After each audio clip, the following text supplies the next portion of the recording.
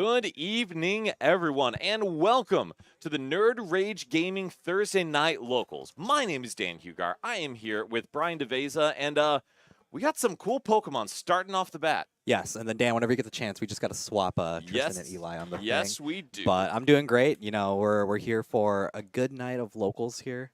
We're back from our little technical difficulty from last time, but yes, indeed. we're very glad to be back here, and we're just trying to get some good games here covered for the next couple of weeks until we have our fun charity showdown and 3v3. Absolutely. And Tsunami, thank you very much for Yes. being here. Yes, we do have some really cool stuff coming up, but to focus on the moment, we have a very interesting matchup in two, can we say crayon decks, or is that rude to say? I don't think Raging Bolt's much of a crayon deck anymore. That is true. If you would have asked me in like last year, I definitely would have agreed with you. But yeah, I would say that Joltik Box definitely lives up to the crayon reputation that it has. It does a little bit. I Yeah. mean, nothing negative towards Tristan. Joltik Yeah. Box is a very reasonable deck in the meta, but. Yeah.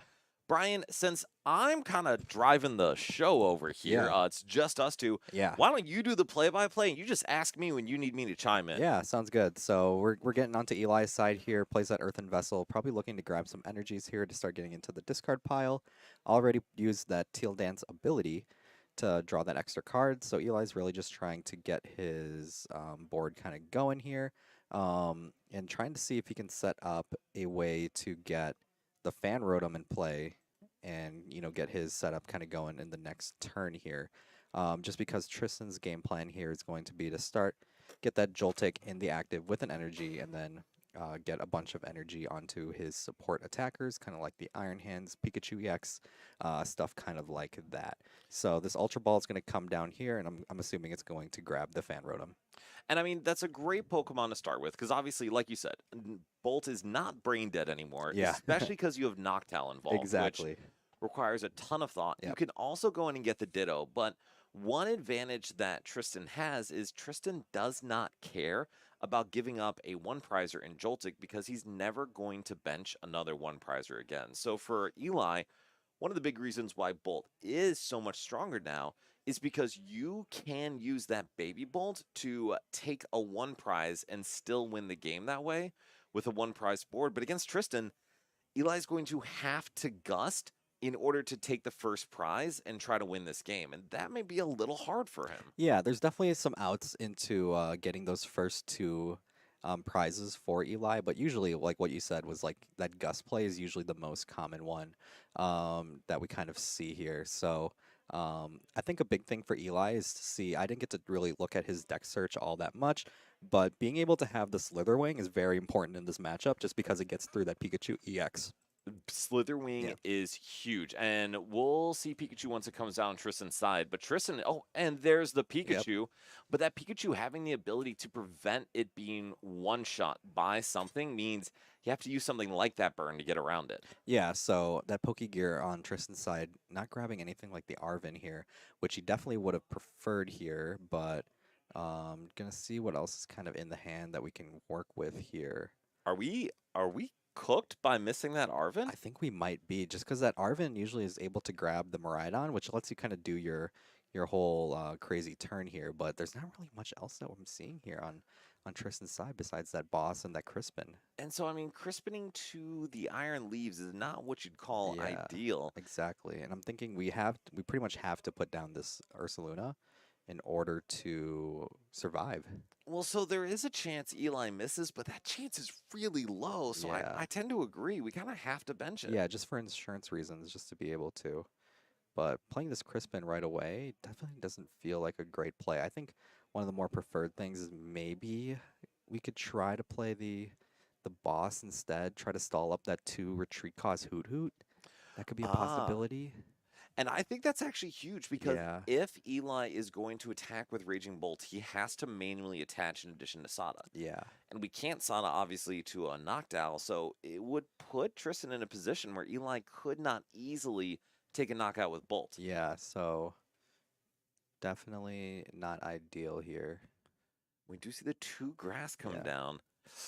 Brian, that's not great. Yeah, not the greatest play out there. Eli is looking to kind of go crazy here from now, is Gets the grass energy, Teal Dance, draw a card here, grabs the Fan Rotom off of that, and has the Noctowl in hand. So the Noctowl could grab the Sada to really get this play going here and allow Eli to take that first knockout. And it will be a two-prize knockout, which I cannot stress how big of a deal that Yeah. is for Eli and for Tristan, because now the pressure's on that Tristan has to have some kind of response. Yeah. So on Eli's side here, probably just gonna grab the Sada and maybe like a nest ball or something like that. Grab another Hoot Hoot.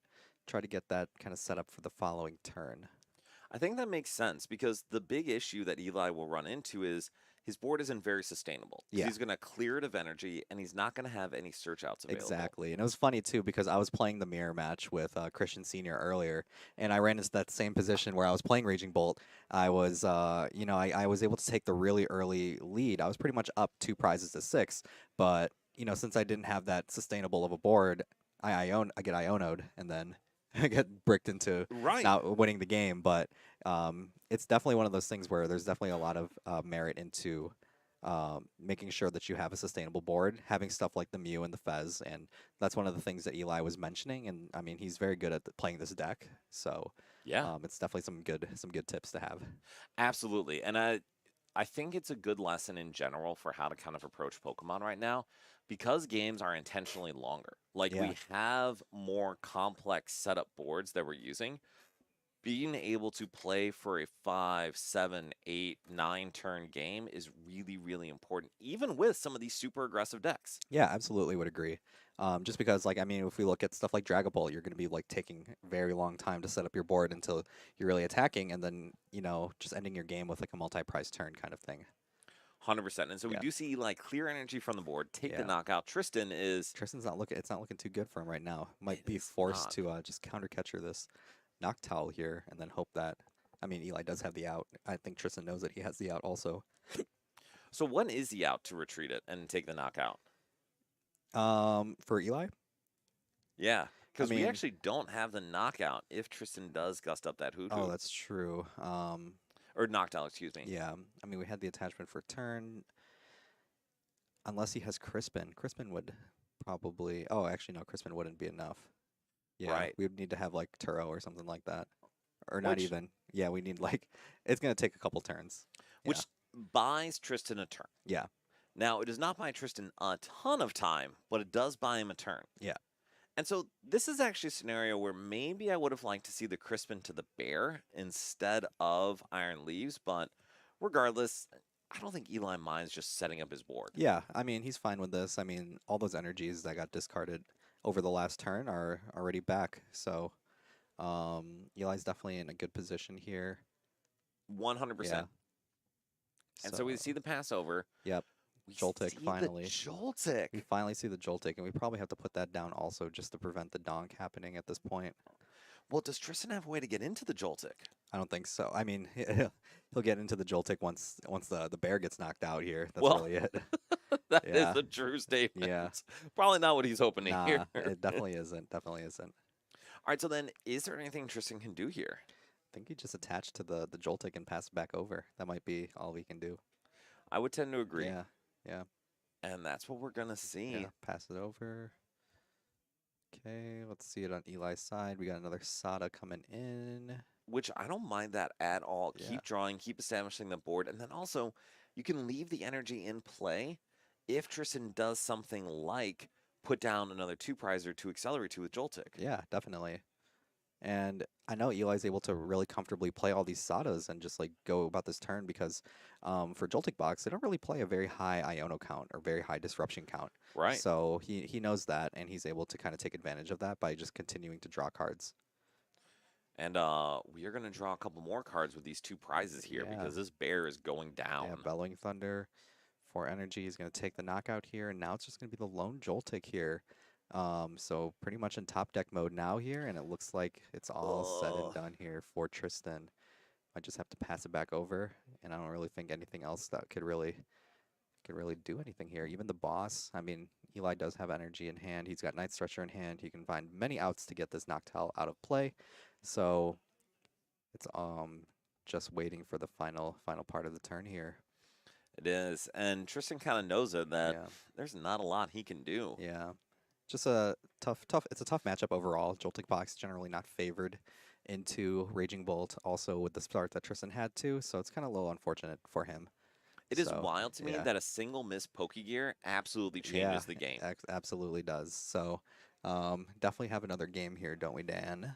We do indeed, and we are going to transition over to that. And we have a very cool matchup here in Yeah, Toadscruel versus Bridge Zorark, which is yeah, Archaludon, but I have no idea how to say it. So, yeah, Brian, we see, I think, Elias here with 4 prizes remaining, yeah. Lane with 6, and who's favored in this matchup? Generally, I want to say the Toadscruel is kind. Actually, I don't even know. I agree. I'm Yeah, unsure. it's a little different just because each deck kind of has their advantages, disadvantages. I mean, the Archaludon, you can't ignore the fact that it has a grass resistance, which could hinder a lot of the Toadscruel damage.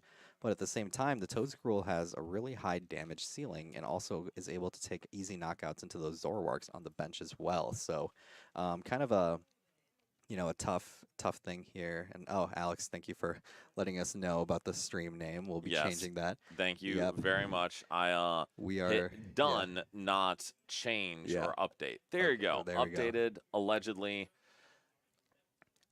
Why are we not updated? Let Oh, me just I think refresh we're that. good here. But yeah, it's just Dan and I here today. We have no Bryce, so we got to make sure that everything kind of looks Pokemon good Weekly. here. There we Yeah, go. there we go. Okay. Here we go. Here we Alex, go. thank you very much. Thank you, But Alex. anyway, there is Pokemon happening. And Yes. Brian, I honestly, I would think it's Bridge favored. Yeah, part of me would think it's Bridge favored too, just because there are like 2 prize liabilities on the board that Bridge can take advantage, like those Ogre Pawns and that Mew EX. It's a little tougher for the Bridge to get that damage to knock out the Toadscruel, but there's definitely many ways to get around that with the other liabilities on the board.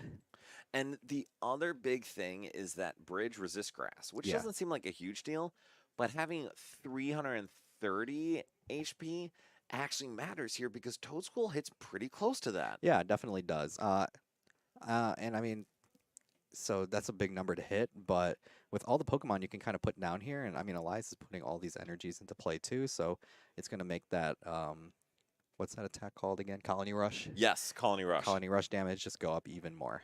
And Yeah. so the advantage though Lane has as well is Elias, if Elias hits into this bridge, it's not going to take a knockout, and then Lane can drop that Relicanth and then one-shot Elias right back if Lane is able to get it out of the discard, which because of that Slime Mold Colony ability by the Toadscruel on the bench, Lane can't use Night Stretcher. Yeah, it's a tough tech to kind of get around here. So the restart's going to come down. Iron Leaves and E-Switch drawn off of that. And I'm thinking that Elias just probably swings back here.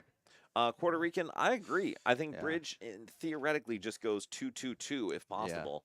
And I mean, if Elias does not take a knockout here, Lane's still in a position to go 2-2-2 since Elias would have to find Gus on a Zoroark or something to catch up. Yeah, definitely. So looks like we're just trying to math it up here. Oh, and actually, Yeah. Lane doesn't even need a Gus. Lane can just two-shot and hit into this Toadscruel in the active. Yeah, and that's definitely going to be kind of the way that Lane kind of tries to catch up in this game here.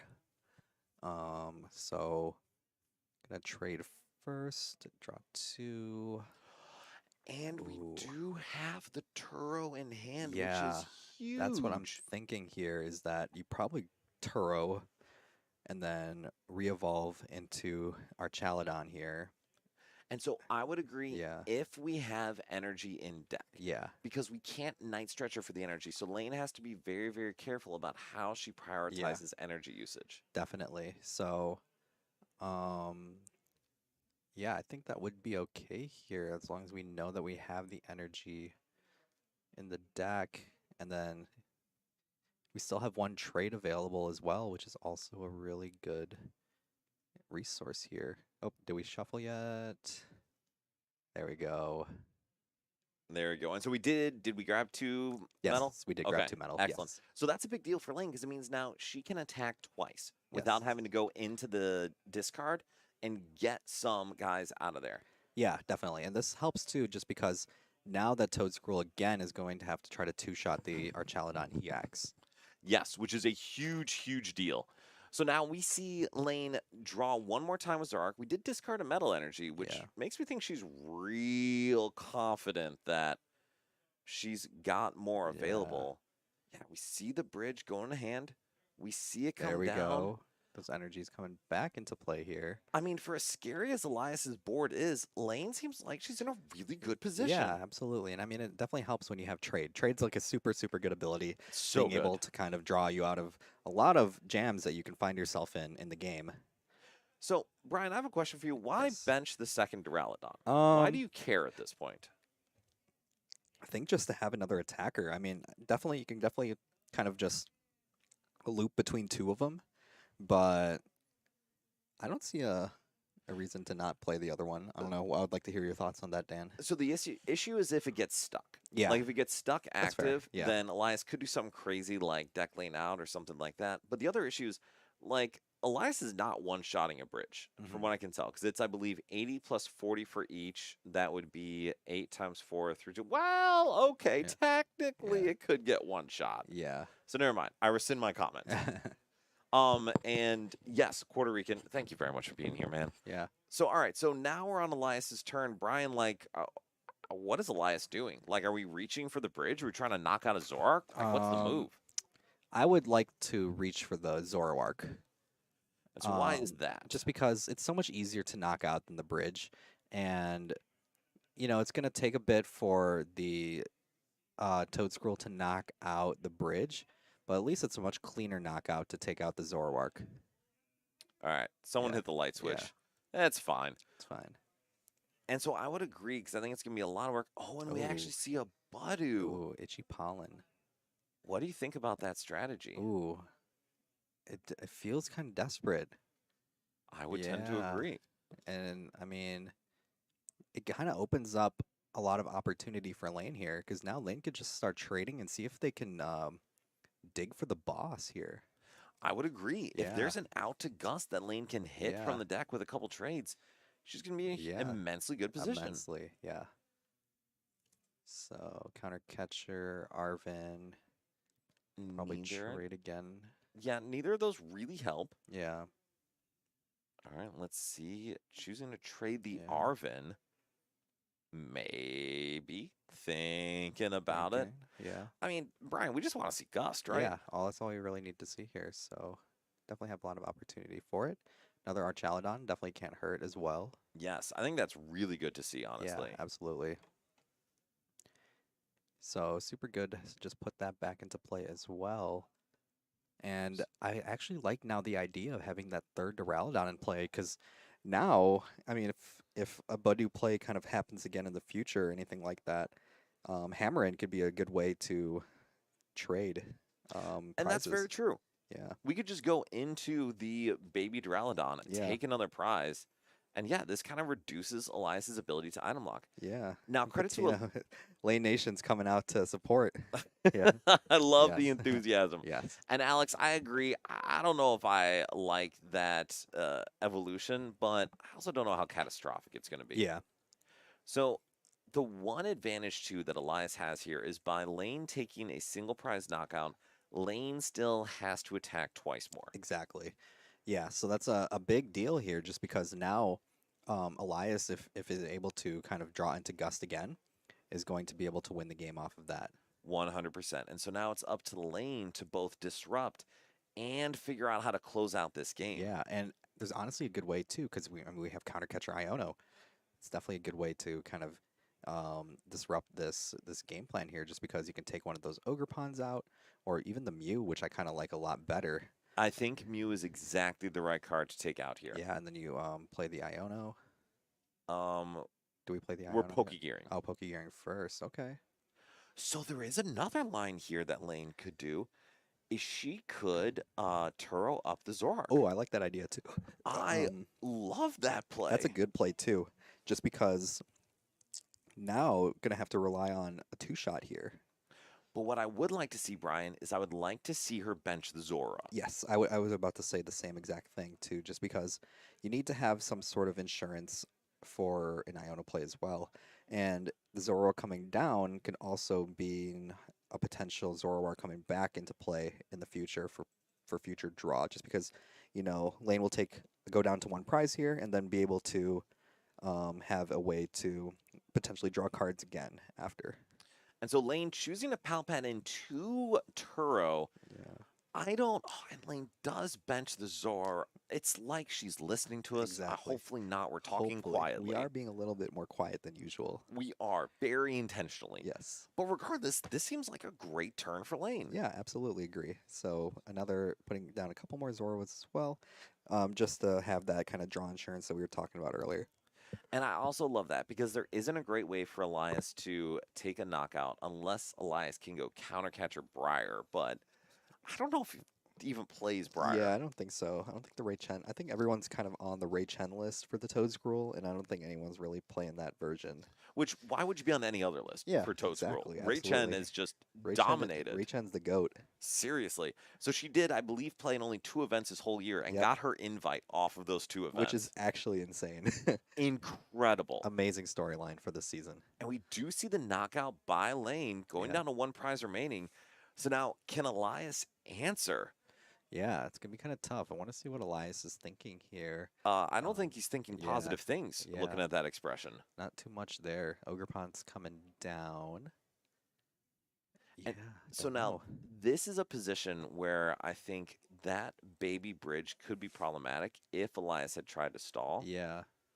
Or we're just going to see the hidden and say, you ain't got gust. Yeah, and I'm thinking too, if we don't decide to do that, that might be the reason why Lane decided to put the double Turo back in, is just in case that baby bridge gets gusted up. It's a good point. Just play Yeah. around the stall tactic. We saw that with Sky and Ryan over the Invitational, Yeah. where Ryan was able to steal a game just by forcing out resources. Yeah. And we do see the hit by Toadscruel EX here on the bridge. And that's not a great handle, Yeah, Elias. not great. All right, so then does Lane have the gust? Maybe, but Lane also has some ways to draw cards again here. 2 Zoroarks in hand, so we're seeing a lot of cards here. We are, and we're not able to, we actually don't even care about our discard, because even with so what is that, 210, well, if we're able to get Relicanth back, that would be a knockout Yeah, too. absolutely would. But yeah, So there's definitely some outs. do you see the trade? See a Turo. Yeah. Another trade here. You see an Ultra Ball. I don't know. So, So, and now this is tough because if we miss the gust, we now have Zoroarks on board. yeah, Do we risk the Iono to 1? I don't think we risk the Iono. Actually, I don't think we risk the Iono, more so we play the Turo. So I think we do Iono. Really? Okay. I think we do. And the only reason I say that is because you're going to put Elias to 2 cards. Elias has no draw available. Yeah. And sure. And I guess you can just retreat. You can. Yeah. And also, though, your hand sucks. Elias' hands clearly sucks. But he didn't need to gust last turn. Yeah. It's like we're just going to play the Turo here.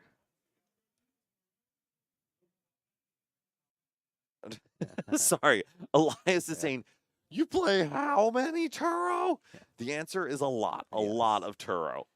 So then, Brian, do you think this is the right call? I don't actually know. It's probably the call that I would have made, but at the same time, I don't know if what I would have made here is the right call. Well, that's reasonable. Fair Yeah. enough. And I mean, regardless, this isn't bad for Lane. Yeah.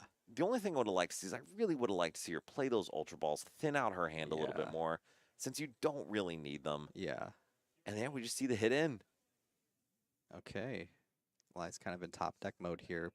Ultra Ball doesn't really do much here. Well, especially because, well, we actually have Super Rod. Yeah, So we can get back a couple energy Mew EX. We can thin down our hand to nothing. that's true. Go get the Mew EX, draw, and see if we hit the gust off of that. That could be true also. Yeah. Get rid of the Squawk. And so we have 3-6 Pokemon on the Oh yeah, we board. could just put the Squawk in play. It's not like it's going to matter too much. Right, exactly. Draw 3 cards. And then now, if we hit a gust off of that 3 or 3 plus any grass energy, that's game. Yeah, could be. Yeah. Well, what are the odds, Brian? Yeah, I don't know. The deck's looking a little thin now. It is. So we definitely have a chance here. Do you know how many Gus this deck typically plays? No idea. Okay. I'm a little out of the loop when it comes to this deck. So I know bundle would go so Yeah. hard. So it does play Prime Catch for sure. It does play, I think, 2 or 3 bosses orders at minimum. Yeah. Do we see a Gus? No, but Nope. we see some Teal Dance. No. We see Okay. a Teal Dance. Oh, that's a bug catching set. We do still have a couple Ogre Yeah. Pawns. So we can possibly. Oh, there's the boss. Oh, there's oh, two there's boss. 2 of them there. Oh, that's so tragic. Okay. It's gonna get put back into the deck now, but I mean the deck is looking so thin right now. So There's maybe 9 cards left in deck. Yeah. And so Elias has a 24% chance to hit one of these. There's definitely a chance, but doesn't look like there's many energies left. No, I think that literally is the last energy. That could be. Then this is it. So then my other question is, does he have any energy switch left? Because if he has 2 E-switch left, we still could be fine. Yeah. All right. Teal Dance. Nope, that's not it. Oh, that's tough. Do we just attack here? We just Wait. played research. No Prime Catcher, no energy. Oh. The Prime Catcher is prized. Yeah. Lane with Zorark Archaludon takes the win. That was a heck of a game, It man. definitely got really close towards the end too. And I mean, some really small adjustments in play really made a difference in the way that the game turned out. So tell me about that. What do you think were the key plays? I think the Turo use was really important during that game. It was some of the stuff that we were kind of talking about, like, playing that Turo at the right moment. Also, pal pad use, taking out some of those liabilities from play, like, taking out that Zoroark initially, putting the Zoroark back into play. Stuff like that definitely made a difference. So 100%. Yeah, those are definitely some of the big ones. So, Brian, Yeah. I'm going to let you center yourself a little bit on screen because it is the Brian show, Yes. and Dan is also Dan is here, yes. And yes, Platino, Yeah. awesome to see Lane do well. Yeah, we love her here. absolutely. She Yeah. qualified for the Invitational too, which is Yes, fantastic. Absolutely. So then, Brian, we've got some really cool stuff coming up, and I figure this would be a good time to talk about it. Absolutely, yeah. And one of the things is we've got some cool things that we're going to show off for giveaways. So Yeah. can you talk a little bit about what some of our giveaways are? Yeah, so you put the you put the bag in the car already? Nope, it is right Oh, here. it's So I'm right going to let here. you talk while I get Awesome. some stuff out. Yeah, so we have a bunch of stuff. We took pictures already, so look out for our Twitter. We're going to be putting a bunch of posts together about some of the stuff we're giving away for our charity event, but it includes playmats, deck boxes, Japanese sleeves, stuff from the, what is that called? Trainer Center? Pokemon Center. Pokemon Center. Including. Yes, and we have a full set of Evolutions as well. These are just a few of them, but we have a set of each one of them. We have an Evolution plushie for every single for Evolution yeah, from every the single Japan Pokemon Centers. Yes, so we'll give that as like a big bundle as well away. And all of this is going to a good cause. So make sure to come out to come, watch on our Twitch channel the event that we have going on. We have numerous regional champions coming out to play against the Nerd Rage team, and it'll be a super good time. So I would like to pretend that we're gonna compete real heavily there, but it may be a bit of a struggle, Brian. it might be. And so we have a lot of other stuff here. We'll do a little trade ski here. Yes, we're gonna do a little show up. Yeah, this is from the Pokemon Card Lounge, deck box, sleeves, and then there's also a playmat as well. So you can only get these at the Card Lounge. It's like some special store in. There was one lounge in Shibuya. Tokyo. Yeah. And so I went and got those and brought them back just for you guys. Just for this event. Because, yeah, man, we want people to pay attention. We Yeah. want them to be excited. Exactly. I guess I should take those back. And then, could you get the Big Mat out? The Mew one? Yeah, Yeah. So this one is one that I'm actually really excited about as well, just because this one looks a lot like the 151 I think it is from that Mew set. mat, but this one's a 2-player one. So it's cool because you can lay it out on the full table. It's got like your zones for your prize cards and all that stuff, but it's a 2-player mat. So super cool to see one of these 2-player mats that we're going to be giving away also for the event. So make sure to come out for it. What's the date for that again? So the charity event is on, and let me see if I still have it here, but the charity event is on July 26th, so not this Saturday, next Saturday. We will have, like Brian said, a huge amount of, oh, perfect, here it is.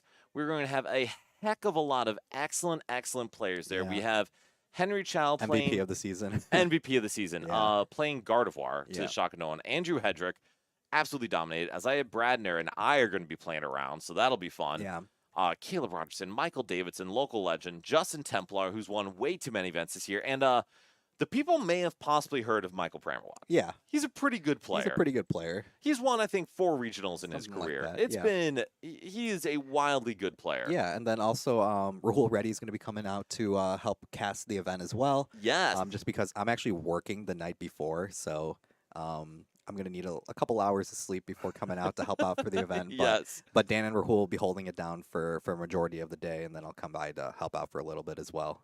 For sure. So, yeah, Yeah. Rahul and I will be the primary ones talking, Yeah. but Brian, we're going to get you in there. We're going Yeah. to get some of the other top players in there. Yeah. And we've got some Worlds Prep gameplay, which is awesome. And we got some cool, weird stuff mixed in, too. Yeah, so it's just going to be a good time. Just want to put out something where we have a lot of top-level players just to come out and just have a good time with the team here. And everything's going for a good cause. So, I mean, all of this is just to help out for the Trevor Project, and it's definitely something that you and I really feel passionate about. So 100%. So this is one we'll talk a little bit about more later. And actually, I'm going to get Rafal or someone in here after the next round to Yeah. get set up. But, oh, good, Rafal's going to be on stream. Yeah. So we are, let me just see. Actually, I think this is honestly the best slide. So, Brian, can you talk a little bit about what the event's going to look like a bit of what our schedule is, that kind of stuff? Yeah, and I for will sure. hand you the Yeah, schedule so absolutely. you can take a I look was just at about to ask for it. it. Yes. So give it just Yeah. even a brief overview. while Yeah, I punch this in. so we're definitely going to have different rounds of people playing and just have, a bunch of different kinds of formats playing. Like, I know we're going to do some standard, and it's going to be like Worlds format. We're going to be doing a little GLC. And then we're going to have some people in our Pokemon community talk about how, like, the Trevor Project impacts their communities. So people like, Eliza and, who else was coming out or So, going in to do testimonial for We that? are going to have a couple video testimonials. Yeah. We are, ideally, if Eliza's still up for it, have Yeah. Eliza, lead of Artemis, Yeah, come in Project and talk a Artemis, little yeah. bit, which will be awesome. Yeah, so it'll be super cool to have. And then I think we were doing like like a partner deck? We are maybe, so that's Yeah. that's the cool thing. Yeah. We are going to see at least one throwback round Yeah. with the Worlds 2023 matchup of Michael Premont playing my favorite deck of the Lost Zone yeah, Tina. Yeah. And then we are also going to see maybe a cool little partner deck kind of thing. So yeah. we're still figuring out the details there, but it's going to be some cool stuff, man. Yeah, definitely. So it's going to be a lot of fun. Some epic splash is going to be thrown in there as well. Yeah. And so all these things that we're kind of giving away are going to be kind of like tiered off for different donation goals. So as long as we keep hitting those donation goals, some of those higher tier prizes are going to be given away. So we're just going to make sure that we're going to put that link out right away. So Well, we as can soon as start I getting- figure out how to do Yeah. it, we will have it out there. So Yes. unfortunately, as you can see, I am here but not here, which means I am running the stream. And for Yes. the love of God, they should never make me do that ever again because Yeah. it doesn't go well. Yeah, but we're sometimes forced into the situation. So Exactly, we adapt. Yeah, we we adapt. adapt. We just want to make sure that we're still putting something out there for everybody to watch at home. Exactly. And Yep. so we're going to get into our next game here as we are getting set up. And we're going to have, do you want to do Polt Noir versus Guardy, or do we want to do Dengo into Poltzard? Let's put the Guardian on. Let's put the Guardy. Yeah, let's put the Guardian on. I feel All like right. we don't put enough Gardevoir on because I think we've been kind of sick of it recently. So that is a true statement. So Yeah. I say this, I think it's Guardy. Yeah. It could be, oh, wait, no, what is that? Oh, Grimmy. Yeah. Oh, Grimmy. Grimmothy. Grimmothy. I'm actually Yeah. on board for some Grimmothy. So yeah. for those who are wondering, And what the then who hell is- am I talking Who is about? on the other side? Rafal and It who? is Rafal and Mark. Mark. Okay, cool. So let's see. But yeah, so I mean, Grimmothy into Poltmar, I think it's actually a really interesting matchup going into Worlds Yeah. because these are two of the top decks. And let me let them know they can Yeah, start. definitely. So no, Grimmothy Brian, is tell us the- about this matchup in advance. Yeah, so it's an interesting matchup because these are You guys can both start. stage 2 matchups. They're both, relatively slower kind of decks. And one of those kind of decks that the Grimmsnarl kind of takes advantage of. Um, well, both of them kind of take advantage of Badu and kind of like moving damage counters around. So they kind of move the damage counters though in different ways because the Dragapult spreads them with the attack, and then the Grimmsnarl also kind of spreads it with Frostlass. And it does, and honestly, none of that matters if Christian just sets up the entirety of his board Yeah, turn one and is just ready to go, which is what he is. exactly. And yes, please destroy Don, Yeah. Alex, playing Garchomp. I do think Garchomp actually has some legs going into the format later in the Yeah, year. shout out to Neil. I know Neil was playing that to NAIC and He was. ended up doing the little masterclass for it too. So it's definitely a cool deck, and it's one of those like sleeper archetypes that didn't really get too much coverage, but actually has like real legs. 100%. So the other thing to mention, actually, you know what? We'll talk about that in a minute. We got a game in front of us. So, Brian, we see Christian set up a beautiful board. The Badu, I don't know if that's the right move to bench there, but whatever. Yeah. But from Trevor's end, we do see a nest ball. We see the snow run. Looks like we have a stadium in hand. I mean, what else does he need to set up? I think Badu on his side would honestly be pretty decent here too if he has like the energy, but I think if we just get another Impidimp, I think we're fine here. And I think that's Yeah. pretty good. I think ideally we would like a Monkey Dory or a Badu down if we are going to try to item lock. Yeah, but I don't think we have the energy to get out of the active, so I think we're Well, just gonna keep it like this for now. that's a problem then. Yeah. Because that is something very, very important. If Yeah. Trevor's not able to slow Christian down. Yeah. Oh, but we the see Iono. the Iono. The Iono could get us there then. It absolutely can. And I think for turn one, as much as you would like Arvin, Iono's still great because you Yeah. still get to fill your hand. And it's not like Christian's hand was bad. Ooh, this is actually a pretty decent hand here because the TM Evo, the secret box. Oh, Trevor's got it. Trevor's got a good hand here. Oh my lord. So Yeah. then here's the question. Do you Evo or do you use Badu I here? think you Evo here. I kind of like the Evo here just because you can you Sorry. can get the Frostlass and you can get the Morgrim in play as well. And we know that the Morgrim got put to the bottom of the deck, so it's something that could be put in right away. So the only question then is, would it have been better to play the secret box now? I think it's fine where we're at right now. Okay, so why is that? Just because I feel like the secret box could be a combo of like a reaction to what Christian does. So he doesn't need to. Trevor doesn't really need to use it to set up his board, more so to react to what Christian does this turn.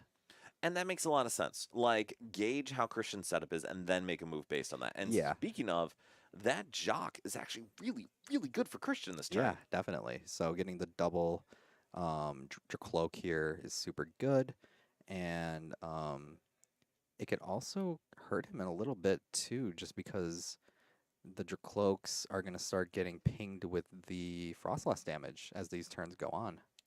They are, and I think that's kind of the pressure Grimmsnarl is going to apply for Christian, is that if he leaves those Dracloaks in there for too long, they're going to soak up damage, and Trevor's going to be able to take a big multi-prize turn. Yeah, definitely. So let's going to see what we grab here. It looks like we're grabbing the third Dracloak here. And I actually like that. Yes, I do like it as well, just because Dracloak, just such a good Pokemon. You're able to have that airmail ability where you're able to just look at top two cards, grab one, put one to the bottom of the deck. So you're able to still keep those resources in play, and also just see more cards in general. 100%. And Alex, they absolutely always have Yep. it. All right, so we see the attachment. Yeah, it looks like we're just gonna attach, retreat, and start going out back with the Badu. And I mean, that feels like the right choice, Yeah, right? definitely, because now that secret box that Trevor used, he's not gonna be able to use it anymore. And Yeah. so that, I think, is a big It deal. definitely is a big deal. Now, the downside for Christian is there's a Devo in hand for Trevor. Yeah, there is a Devo in hand, and we also have a way to get a Grimmsnarl with that Punk Up ability, putting up to 5 Darkness energy into play and attached to Marnie's Pokemon in any way we like. And that is big. The other thing is there's a boss's orders in hand for Trevor. Yeah, definitely. So we could take a 2-prize turn here by gusting up Dracloak or something Yeah, and then knocking out Badu. exactly. And that's looking like what we're doing here. Trevor has the play already. Is that the right decision? I think it is the right decision because I feel like getting those Dracloaks slowly out of play is really important, and staying on that 2-2 prize trade, 2-2-2 prize trade is super important as well into a matchup like this. And I don't mind that. I think what Trevor can do is like set up for kind of a bigger swing turn, but being aggressive going 2-2 isn't bad either. Yep, and now those Dracloaks are also going to be going up in damage as well. I Yes. think Christian's just got to promote first, and then we're going to figure that out for now. And I mean, what Christian really needs here is a Dragapult and a Neo Upper. Yeah, and I think he's looking to potentially research into a play kind of like that, but he also has some good resources that I think he wouldn't want to get rid of here. So the big thing is we have the counter catcher, which is definitely something valuable. Yeah. Although I don't think it's a bad idea to just hit into this Grimmsnarl. We have some search outs, which are good. Yeah. And then I don't know if we have anything else too much. I think if we had Fez, that would be super huge here because it would give us a better chance into drawing into that play. So I would agree. Yeah. Getting the Monkey Dory down here is good. However, we can't attach to Monkey and to Dragapult this turn. So it's like you either got to pick if you want to have a Monkey Dory set up for this turn or if you want to be able to attack with Dragapult. So it looks like. And I mean, Brian, if it's you, what do you think is the move? I do like this counter catcher play here just because try to get something out of, try to, force Trevor to have an out to get the Frostlass out of play here. And then the research here is probably the most optimal play. I would tend to agree. I think there's a couple different lines. One is if we Budu, that's a success. One is if we do hit the Phantom Dive, that's a huge success. And we're still seeing like 4 more cards here too, just because we do have 2 more Dracloaks that we can use as well. So hopefully we can draw into that Neo Uppies here. Yes, and we do have Ultra Ball in hand. Yeah. Oh, so close. We don't get to draw into it, I don't think. Yeah, so... Unless Christian already has it, but it doesn't look like he does. Yeah. So we're putting the Dusclops here. Brian, here's my question for you. Would there have been a reason to not play that Ultra Ball before the second Recon Directive? Or even before the first one, because there was already an Ultra Ball in hand? So are we talking play the first one or the second one? First one, before the first one. For the second one, you already had another card at the bottom of your deck. It's kind of a wash. But for the first one... I probably wouldn't, because I don't know if I want to manipulate the deck anymore. Why do you say that? Because that was before the research, right? Or is it after? After the research. After the research. I feel like after we see that many cards, I think I would not want to manipulate it anymore. Because I feel like, I wouldn't want to manipulate it. Because I think we're trying to draw into the Neo Uppies. So we are. So I would say after the research, though, changing the order of the deck doesn't matter because the deck is still random. Yeah. So the more cards you can thin out, the better. And we do see the Dragapult, which is good. Yeah. So and I imagine we see Dragon Headbutt here. I think so. And to be honest, that's not horrible. Yeah, it's not horrible just because we put damage into play here, keep the Frostlass here, and then hopefully set up for a Monkey Dory play to take the knockout onto the Frostlass next.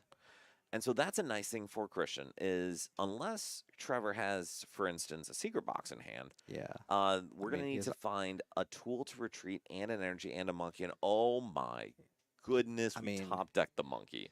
Yeah, and he also has the Arven, which can grab something like that rescue board if it's in the deck. And that could also be a way to get that, which is in the deck. He can get that Frostlass out of the active. And now getting that damage down on the Frostlass is actually a little less beneficial for Christian. Yeah. Because now it's damage that Trevor can manipulate with Monkey Dory. Exactly. And now it's one of those things where Monkey Dory can come down, move 3 damage counters, and he can use the Grimmsnarl damage to take a knockout on that Duskull on the bench.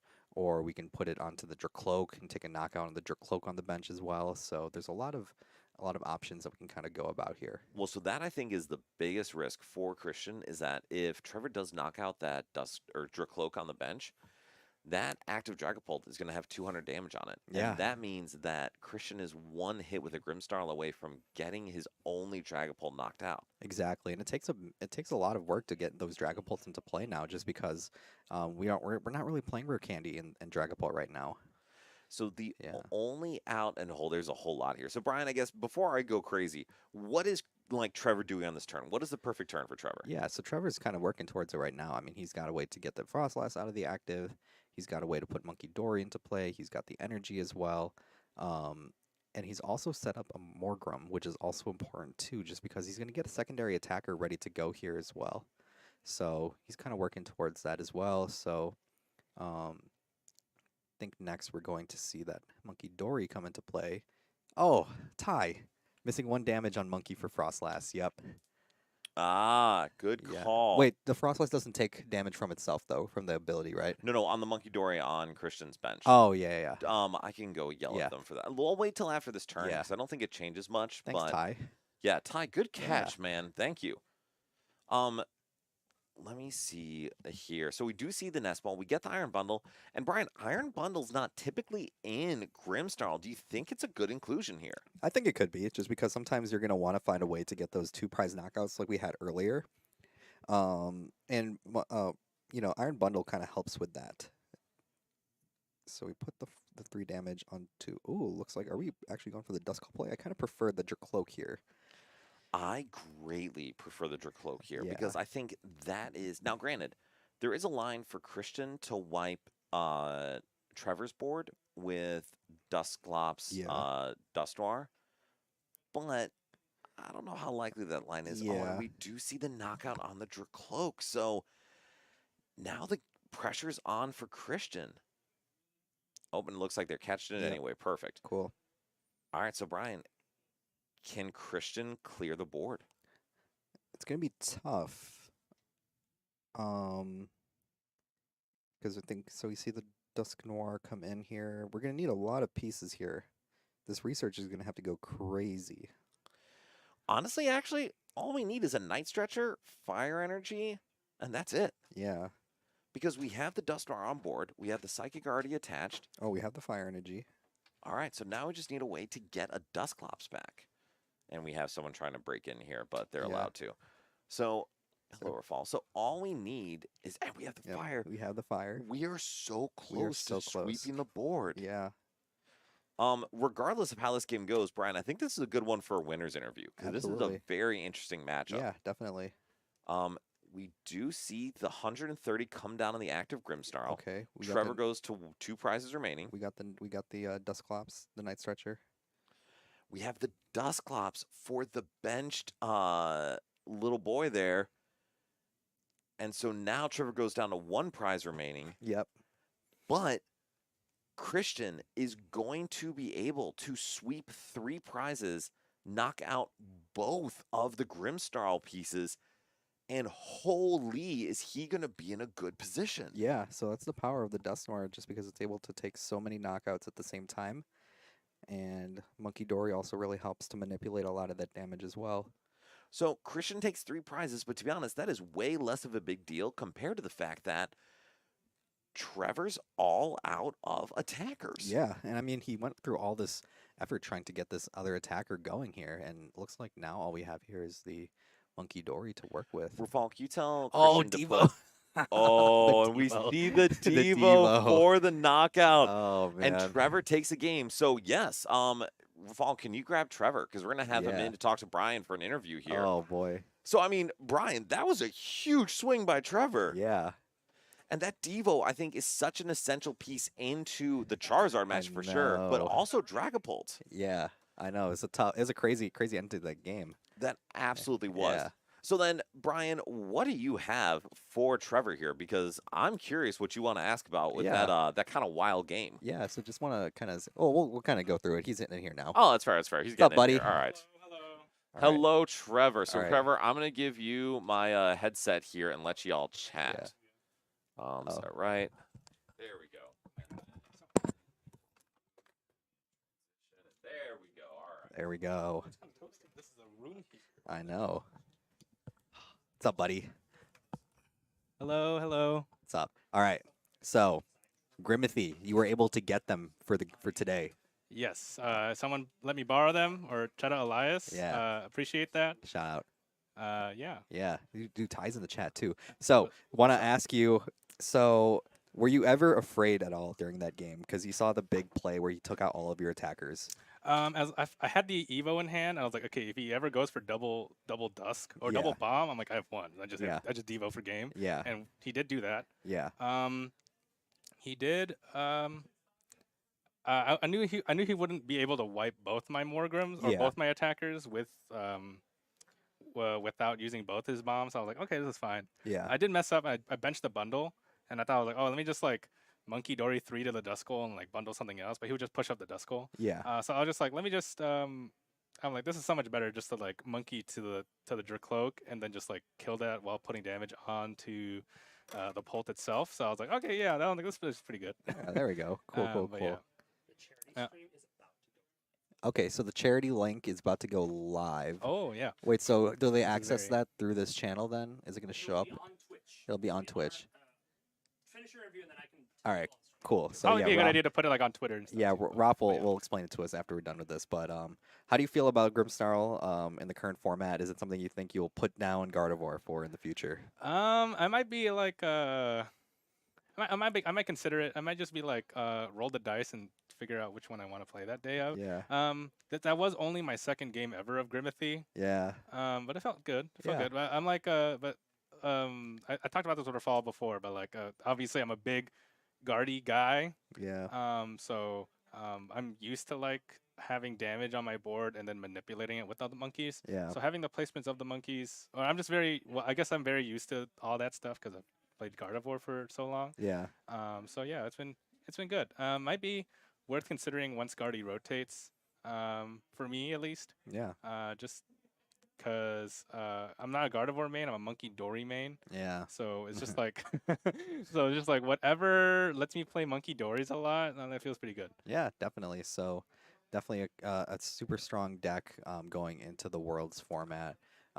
Is there anything you can think of with the new set that comes out that would probably make the deck a little bit stronger or make the matchup stronger? I don't think it's Yeah, I don't think it's like that. I don't think it gets crazy. anything crazy. I don't think it gets Yeah. anything pretty much from the new set. Maybe just like it would probably get like changes in win rates against other decks. Yeah, maybe Air Balloon. Yeah, Air Balloon would be nice. Yeah. Would be very nice. I was thinking like, I was talking to Rafal again. I was also like thinking like, let me just like, what if I shove Zoroark and like my Grimmsnarl down? Oh, But I was just like, I don't think Yeah. I don't even with I don't know. it's might be too rough. We both tried to cook. Yeah, It didn't work. It It did, didn't yeah, it was work. too cooked. yeah, But I think it like gets slightly better once Air Balloon comes out. yeah, And then, but even then, it's like I'm gonna have to cut too many consistency cards yeah, to fit Zoroark in, and it's just like, what if I cut consistency to like draw two? I don't know. yeah. So, yeah, I mean, deck's pretty strong, and it's definitely definitely in a good position right now. How do you feel about the Dragapult matchup? Do you think it's something you're favored into? Is it like a matchup you're afraid of? I feel like it's pretty good, right? Because Yeah. you have Devo, Yeah. and obviously they can't. I mean, if assuming they play Duskull or Dusclops or bombs, Yeah. I think the only way they can one shot. Yeah, They can one shot a Grimmsnarl, but Mhm. again, like I guess in that game that on stream just now, I drew pretty well, and then just like was able to take two, and then or like just like disrupt his board, pretty solidly, just Yeah. because of just being able to just take two off with the Badoo kill and something else, or knockout, and then knocking out his Dracloak for kind of cutting off the card draw. He never IO'd me either, so Yeah. it's just like kind of just had everything. yeah. All right, for sure, for sure. So, thanks, Trev, for coming by here no, thanks for for having the me. interview, and then we'll keep talking. They Okay. keep talking. Oh, All right. I thought we were never gonna do I'm still charity here. stuff. Okay, cool. So I thought this was gonna be our transition for it, but Oh, this is the yeah. crazy segue. yeah, crazy segue. I guess we'll talk about something else. Yeah. What? Um. My question is, Trevor, did you already talk about whether or not it's a good play in the Worlds? How or why? I haven't talked about that. Yeah, we but can no. talk about I would that. love to hear what Yeah. you think about it going into the next format for Worlds with White Flare and Black Bolt. Oh, we kind of talked about Yeah, that. we a did little like bit. a little bit Yeah. in terms of like the eyes of a POV of a Grimmsnarl player. It doesn't. Yeah. I don't think it like gets anything crazy other than Air Balloon, right? Yeah. But in terms of like actual new cards, I don't. Jealous, dude. Yeah. In your Yeah. card. Jellicent and Guardy. Yeah. Yeah. Okay. That's fun Jellicent and one. Guardy. I Yeah. haven't actually put too much time into it because I'm not going to Worlds. I've just been like doing other things Yeah. other than Pokemon. But Jellicent and Guardy is like, I think it's pretty cool. Yeah. It might be like a little too inconsistent. because with when you put the Jellicent in, you give up a lot of like one-shot potential. But then again, a lot of Guardies have been trending to, or at least with like the Isaiah Bradner The Mega Monkey list. the Mega Monkey NA supergroup list. Yeah. They just don't care. They don't care about the Drifloon, right? Yeah. But then again, like that makes sense because oftentimes than not, you have to your Drifloon is only taking your last 2 prizes. Anytime before that, and there's like there's a lot of ways for your opponent to punish like a Drifloon big knockout. Yeah. If the Guardian player is forced to take it. They're forced to take like prizes that are not the last 2 prizes with it. So yeah, it makes total sense. And again, item locking, even the Frillish too. The baby Jellicent, the Frillish, being Yeah. able to like not only like item lock, but you have 80 HP, so it's not as fragile as a Badoo. Yeah. You do have, and then like being able to tool and item lock with the Jellicent in the active. It seems pretty crazy. I do know like decks are being built like decks are being built to circumvent like item lock. But even then, like by playing more tools like Evo and Turbo Energize, whatever, right? Yeah. But the Jellicent turns off tools too, so it's like, all right, cool. What do I do? So it's definitely really interesting. I think it opens up a lot of lines. It's just that I think in terms of like which one's better than like if Jellicent Guardy is better than like Guardy with no Jellicent, I think it's like Jellicent gives you more percentage points of win rate against other decks. Like I think like Grimmsnarl, because you play Devos in your Jellicent deck, and then you just keep like Devoing them, and you just keep like wrecking their board that way. So basically a lot of like rare candy or Evo decks. I think Jellicent is like really good into that, but you don't have enough like damage to hit tall enough to hit like the big basic decks like Raging Bolt. Historically, Guardy's always been a really good Raging Bolt. Raging Bolt historically has been a really good matchup for Guardy, but with Jellicent, you're primarily using Jellicent to take your prizes. So it's like you only hit 160 when you have 4 energy attached to it. So it's sometimes I guess you do have Clefairy too to like hit tall Yeah. enough, but like these big basic decks, if you're not like setting up well, hopefully if they're like drawing hot and it's just like and they just like knock out your Jellicent and it's just like it's like getting like a little dicey. Yeah. But I do think Jellicent is really cool, especially when you go like the old Banette Guardy days. Mhm. You can like attach your Gravity Gemstone and just like trap something in the active, or like swing onto it and then just like keep like looping your Jellicents to like stack damage on it. Yeah. Like monkey it off, stack damage on it, monkey it off, and your opponent can't play items, so it's like this is really cool. Yeah, definitely. So a lot of cool stuff Mhm. going to the next format. I'm excited to see Miraidon come back.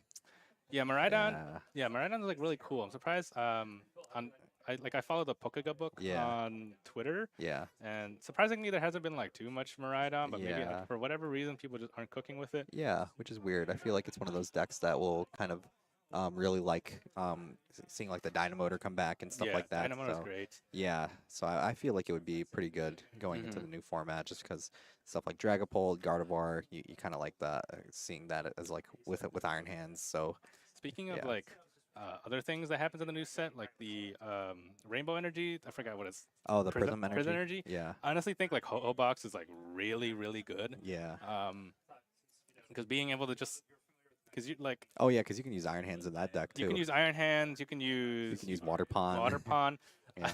I saw someone playing like Kyurem, Yeah. the Kyurem EX when they have late Oh, game and then they yeah, just go Blizzard and they wipe like everyone's like all the baby Pokemon off the board. Yeah. It's like really funny. I don't think it's actually that useful or that good, Yeah. but out of like Reshi and like Zekrom and Kyurem, I think Kyurem's like my favorite, even Yeah. though it did like wreck me so many times in the Regidrago format as a Guardy, but it's okay. I've grown past that. Yeah. But yeah. I think Ho-Oh Box is like looking to get real good. Yeah. Especially like maybe in a rotation or two, because again, Guardy is kind of like a rough matchup for it. So, but Guardy's a rough matchup, and I think like Grimmsnarl too. Mhm. So you kind of just had like as a Ho-Oh Box, you kind of have to like run them off Yeah, the board. just run them over like as early as you can, Yeah, kind so of thing. Lugia, Yeah. just Lugia again. Yeah. I know I saw that one tweet where someone was like, "This deck is Lugia, and you can't tell me otherwise." No, I definitely did. I Yeah. definitely like thinking about it. I'm like, yeah, your lines, your patterns, like your gameplay, your main gameplay loop is Yeah. like very much like Lugia, and I'm like, Yeah. this is funny as heck. Yeah, I know. At least you don't have to like discard Archeops. Yeah, or something, definitely. right? Yeah. All right, I'm Alrighty. being kicked out right All here. right. Thanks, Trev, for joining us for this one. Oh wait, perfect segue. Yeah, into perfect the segue back. charity. Yeah. Which charity you guys are doing? Yeah. Yes. So I wasn't. Well, I don't know if kicking Trevor out is really the goal for the Yeah. Trevor project, Yeah. but oh yeah, Rafal, do you? Yeah, throw that up there first. So we are going to talk for a little bit because we got a couple minutes for our next Yeah, round, but cool. we are doing a major event for the Trevor project, and Can I hand this to Raf too? oh yeah, I actually just need to use yeah, the bathroom. Raf, let's just you and I talk about this because I think this is great. So we are doing, and if you all will refresh your Twitch, Yes. please, we have officially posted our donation link for the Trevor Project. And Rafal, you were the one who did that while we were figuring this all out. So tell us a little bit about exactly what we're doing, what we're going for, why this is on there. Yeah, so last year, for those who don't know, we did a big charity event with the Lost Zone Kitchen team. We had kind of like a team battle supporting the Greater Chicago Food Depository. We raised over $2,000 during that stream event. We're trying to aim higher this year. We have a goal of at least $3,000 raised for the Trevor Project, which An is initial goal. And an I'm initial feeling goal, optimistic. which will hopefully get even higher. Which is an organization that provides mental health resources for LGBTQ youth, and the event is essentially going to be the NRG team battling it out against some of the best players in the world and Yes. hoping we come out with a positive record. Or a win. Or a win, yeah. a yeah, win yeah. would be great. Or a big fat dub. Yes. I guess a positive record would be a win. That would be. But yeah, Saturday, July 26th, starting at 11 a.m. CST, we will just be doing a live stream for pretty much the entire afternoon where various members of the NRG team will be playing against top players such as you see on stream, Henry Chow, And I'm Andrew actually going to. Hedrick, Isaiah Bradner, Michael Pramawat. During which we'll be doing various giveaways if we reach certain donation goals, and kind of we'll be posting more information about that in the coming weeks. About like, you know, if we reach X goal, we're going to give away an ETB. If we reach X goal, we'll give away signed cards, coaching with different players, mats, different things. We're going to have all sorts of swag for players who are, you know, for people who are either watching the stream, participating, or donating. It's going to be a lot of fun. Yeah, and I'm just really excited. It's going to be a lot of really great Pokemon gameplay. We'll be playing mostly the World's 2025 format. So if anyone's Yes. excited for like the Black Bolt and White Flare format, we'll be pretty much all playing that format. No more Destiny Rivals. Because So, obviously, all the people we're playing against, they're going to Worlds. yeah, And they're all in a position where they're trying to not just like do okay, they're trying to win the World Championships. So yes. we get to have an initial moment to destroy their confidence going into the World Championships in a few weeks. But to start off, this is actually going to be our lead matchup. Rafal, that's you playing against Henry Chow, Oh yeah. who just obliterated this format this year. Like, this dude won 3 regionals, finalist at another regional where he lost to local Michael Davidson, and then again continued to dominate. And Rafal, you're no slouch of a player yourself, though. Yeah, I mean, you can see I've had pretty strong finishes this season. I'm pretty proud of how I've done. But it's obviously it's nothing compared to Henry Chow. But you know, I'm really excited about it. I think for those who don't know, leading up to the Baltimore regionals this year, I was playing a lot of Roaring Moon, and I was playing in a kind of like high rank Arceus tier. And I kept hitting this Gardevoir player who was playing Secret Box back when all the Guardies were playing Reset or Unfair Stamp. And I was like, this Guardy with the Unfair Stamp is really interesting. And I think I went like 1-2 against it over like the week leading up to Baltimore. Turns out that was Henry Chow testing his format-breaking Gardevoir deck. Nice. Yeah, it turns out I knew the secret sauce all along. I had been playing it on ladder. So yeah, I mean we've had some competitive games. We've never played in person, so I'm excited to have duke it out with him on stream. We'll have some. We're all kind of like preparing our decks and our matchups with our opponents ahead of time to make sure we showcase some good games. But yeah, I mean the donation link is live, so I mean all the big stuff is going to be happening the day of the event.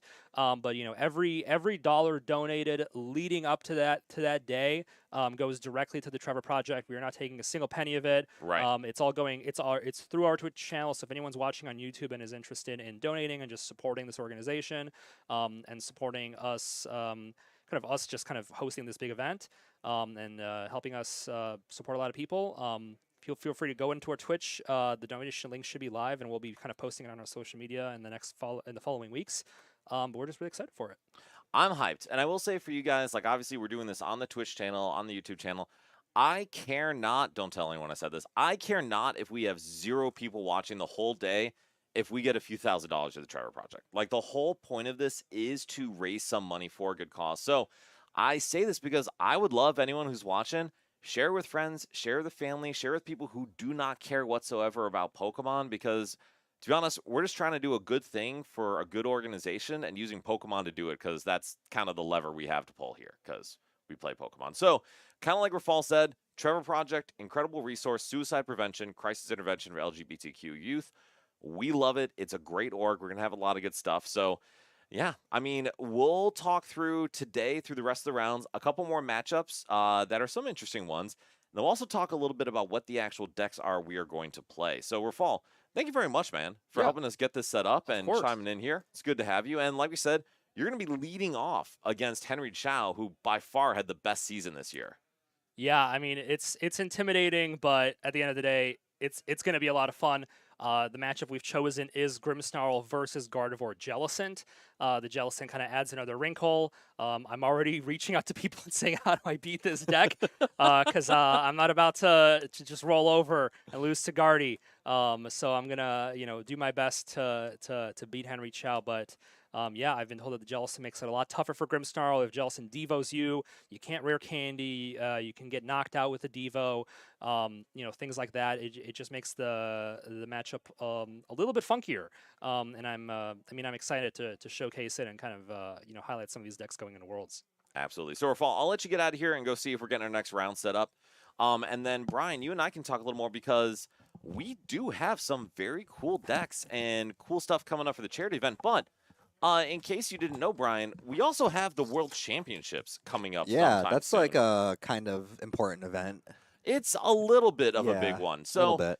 I promise, guys, I'm still also here. Yes. I'm just sitting by the computer now. But we have Worlds, and Yeah, Worlds is coming up. it is. And it's also coming up in the start of the 2026 season. So we'll talk about Worlds itself as we get close, especially part of that charity event. But Brian, you had mentioned that coming into this, it'd be good to talk about a little bit of our goals for the season. Yeah. And so we know 135 top players in North America will qualify. They changed the point structure a little bit with regionals, so better finishes give more points. Yeah. And we're going into a relatively small North American slate, though with more regionals to be announced. Yeah, So absolutely. let me ask you, man, what are your thoughts on going for the invite this year? I mean, as we've seen, it's doable. It is It's doable. Yes, I absolutely. mean, look at like someone like Ray Chen, right? Ray Chen, Right. Ray Chen got her invite to two events. That's all Right. you need. But it's definitely doable. It's like you make sure you play your locals. You got to do them. Yes. Not everyone is like in Azul where you can just win one event, get your invite, and then just show up to the World Championships. But yeah, you got to put the work in. Get those locals done. Get your finishes at the regionals. Kind of do that thing, and I think we'll see a similar number to where like a little over 700 probably makes it. I was actually going to guess about 720 to 730. Yeah, Just but I mean, because- if you add 10 people to it though, maybe like 7. Oh, that's a good point. That's a yeah, good point. yeah. So maybe 700 makes it. Yeah. So I don't think it'll be too far off that threshold. And I think this season itself definitely gave a good foundation to like what to expect and like how to kind of approach your season, kind of thing. I would agree. And I think it is good guidance of kind of what you have to do, like you said, where you're going to have to Yeah. grind. And And the kinds of events you should be going to as well. yes. And Yeah. so one of the things I think Anil and Kieran talked about this a little bit Yeah. on their, the Shift Gear podcast, which, by the way, love those guys. Shout Yeah. out Kieran and Anil. They're Yeah, awesome. great guys. Good dudes. But they talked a little bit about it's not you can't just go and grind events anymore. Yeah. Like the level of difficulty, the amount of quality players, it's not in a position where if you just go to a billion tournaments, like you're going to be okay. Yeah. You have to carefully pick which events you're going to go to and do well at them. Yeah, you definitely need to put more time into the prep. And when you're picking the events that you're going to, you got to kind of make sure it's like the format that you feel comfortable into. Because it's like one of those things where it's like, if you're comfortable into a format, kind of like let's look at last season for example, right?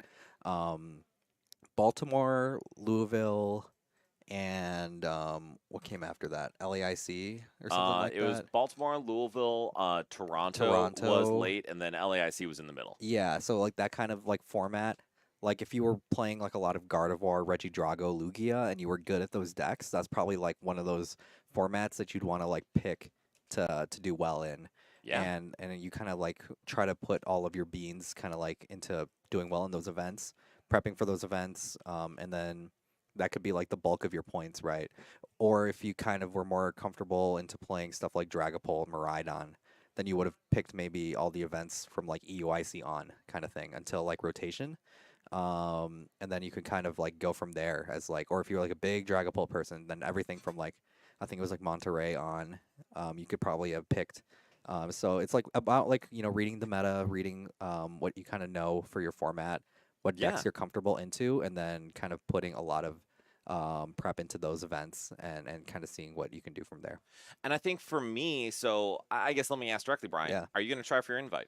I'm gonna do my best. All right, Yeah. fair enough. Yeah, I mean, I don't know how many events I'm gonna be able to go to, but For sure. yeah, but I mean, I'm gonna try to do. I think I want to put more emphasis onto like really completing the locals, like because I didn't get too many finishes last season. I only went to like I think 3 majors.